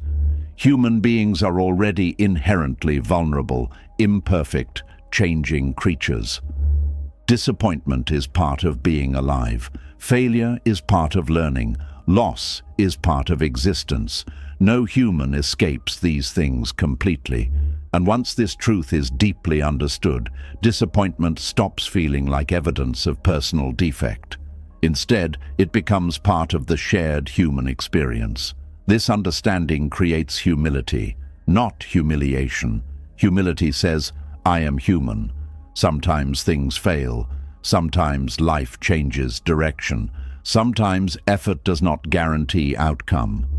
That perspective softens the nervous system enormously, because now the body no longer needs to interpret every disappointment as emotional catastrophe. There is also another hidden suffering many people carry. They secretly believe disappointment should not happen if they are spiritually good, emotionally aware, kind enough, or hardworking enough. But life does not function like a reward machine distributing perfect outcomes to deserving people. Even wise people experience disappointment. Even loving people experience rejection. Even compassionate people lose things. This does not mean life is cruel. It means life is impermanent, uncertain, complex, and deeply beyond total control. The ego resists this truth because the ego wants guarantees. It wants to believe perfect effort creates perfect safety. But Buddhism teaches freedom through acceptance instead of control, not passive surrender, clear seeing. The understanding that disappointment belongs to life itself, not to your personal failure alone.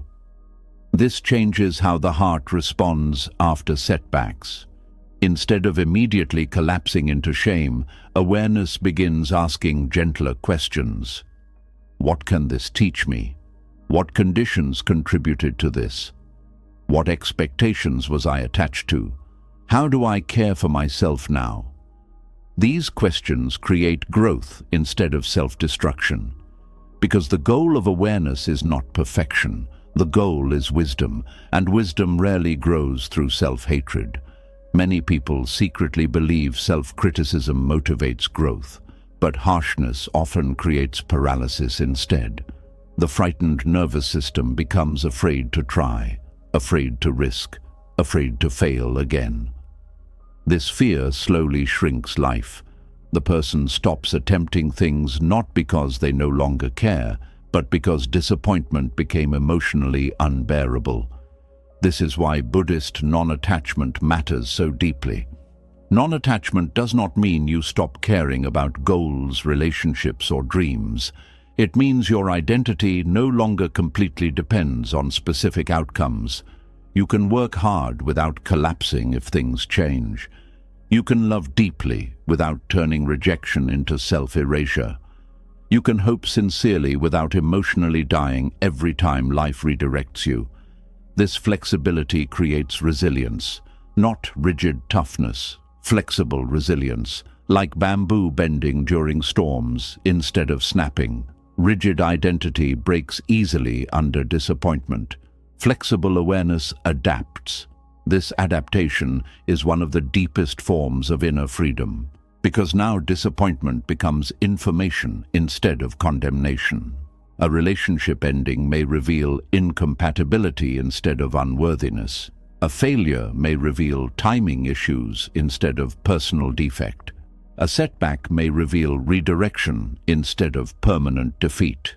This does not erase pain, but it removes the extra suffering created by self-judgment, and self-judgment creates enormous suffering. Many people spend more energy attacking themselves after disappointment than they spent experiencing the disappointment itself. The event happens once, the mind punishes endlessly afterward. This punishment often comes from unconscious beliefs learned long ago. If I fail, I lose love. If I disappoint people, I lose value. If I make mistakes, I become unacceptable. These beliefs create deep fear around ordinary human imperfection. But Buddhism gently reminds us that imperfection is not failure of existence. Imperfection is existence itself. Everything changes, everything remains incomplete, everything evolves continuously. No human being becomes permanently flawless. And perhaps freedom begins the moment you stop demanding impossible perfection from yourself before allowing yourself compassion. There is another hidden problem with personalizing disappointment. It creates comparison constantly. The mind says, they succeeded, so why not me? They were chosen, so what is wrong with me?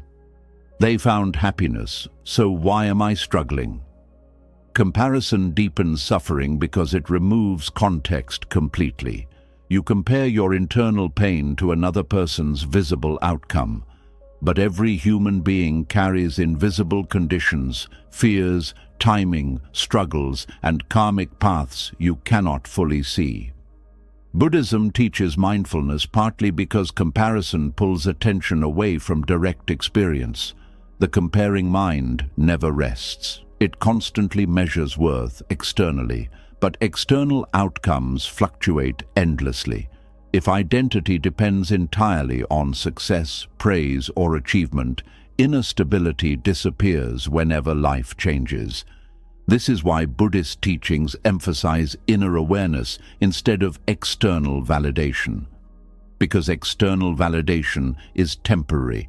Praise changes, opinions change, outcomes change, but awareness remains available underneath all changing conditions. This awareness creates grounding. The grounded person still feels disappointment, still feels sadness, still feels frustration, but they no longer interpret every painful event as proof of personal defect. That distinction changes emotional life completely. The nervous system relaxes more easily. The mind becomes less catastrophic. The heart remains softer after setbacks, and gradually courage returns, because people stop fearing disappointment as total emotional annihilation.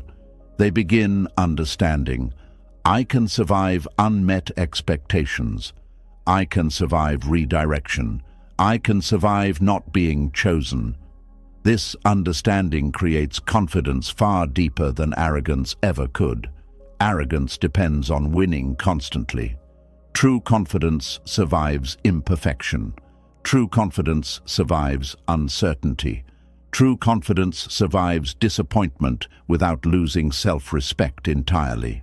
This is one reason Buddhist wisdom often appears calm, not because enlightened people never experience setbacks, but because they stop treating impermanence like personal failure. A storm arrives, a chapter ends, a plan changes, and awareness responds with less resistance, less identity collapse, less emotional warfare. This does not mean becoming emotionally numb. It means remaining compassionate toward yourself inside changing circumstances. There is tremendous healing in learning how to disappoint yourself without abandoning yourself. This is a skill many people never learned. They learned achievement, performance, perfectionism, people-pleasing, but they never learned self-compassion during imperfection, so every disappointment becomes emotional exile. The person withdraws love from themselves the moment they struggle, but Buddhist compassion remains present even in failure, especially in failure, because suffering already hurts enough without self-rejection added to it. This is why gentleness matters so deeply. A gentle mind heals faster than a brutal one. A compassionate nervous system adapts better than a shamed one. And perhaps what many people truly need after disappointment is not harsher discipline, but wiser understanding. The understanding that life-changing direction does not erase human worth. The understanding that outcomes do not fully define identity. The understanding that imperfection is woven into existence itself. And maybe tonight, This is what your heart most needs to hear. Disappointment does not mean you are broken. Rejection does not mean you are unlovable. Failure does not mean you are worthless. Sometimes things simply unfold differently than the mind hoped. Sometimes life redirects you. Sometimes timing changes. Sometimes impermanence moves through your plans. And none of these things erase your humanity. You are allowed to feel sadness without turning sadness into shame. You are allowed to grieve unmet expectations without deciding you are inadequate. You are allowed to fail without abandoning yourself emotionally, because your worth was never meant to depend entirely on whether life unfolded perfectly. And the moment you stop treating disappointment as proof that something is wrong with you, suffering begins loosening its grip around your heart. And maybe that is the deepest truth hidden inside all of these teachings. Peace was never going to come from controlling every outcome, changing the past, forcing people to become different, or making life unfold exactly the way you hoped. Real inner freedom begins the moment you stop fighting reality and start meeting life with awareness, compassion, and acceptance. Tonight, you learned that pain does not have to become your identity. Disappointment does not define your worth. Loss does not have to make you bitter, and closed doors are not proof that you are broken. You learned that some things cannot be changed, but your relationship with them can. And sometimes that changes everything. The mind may still wander back to old wounds sometimes. That is part of being human. But now you know how to return to the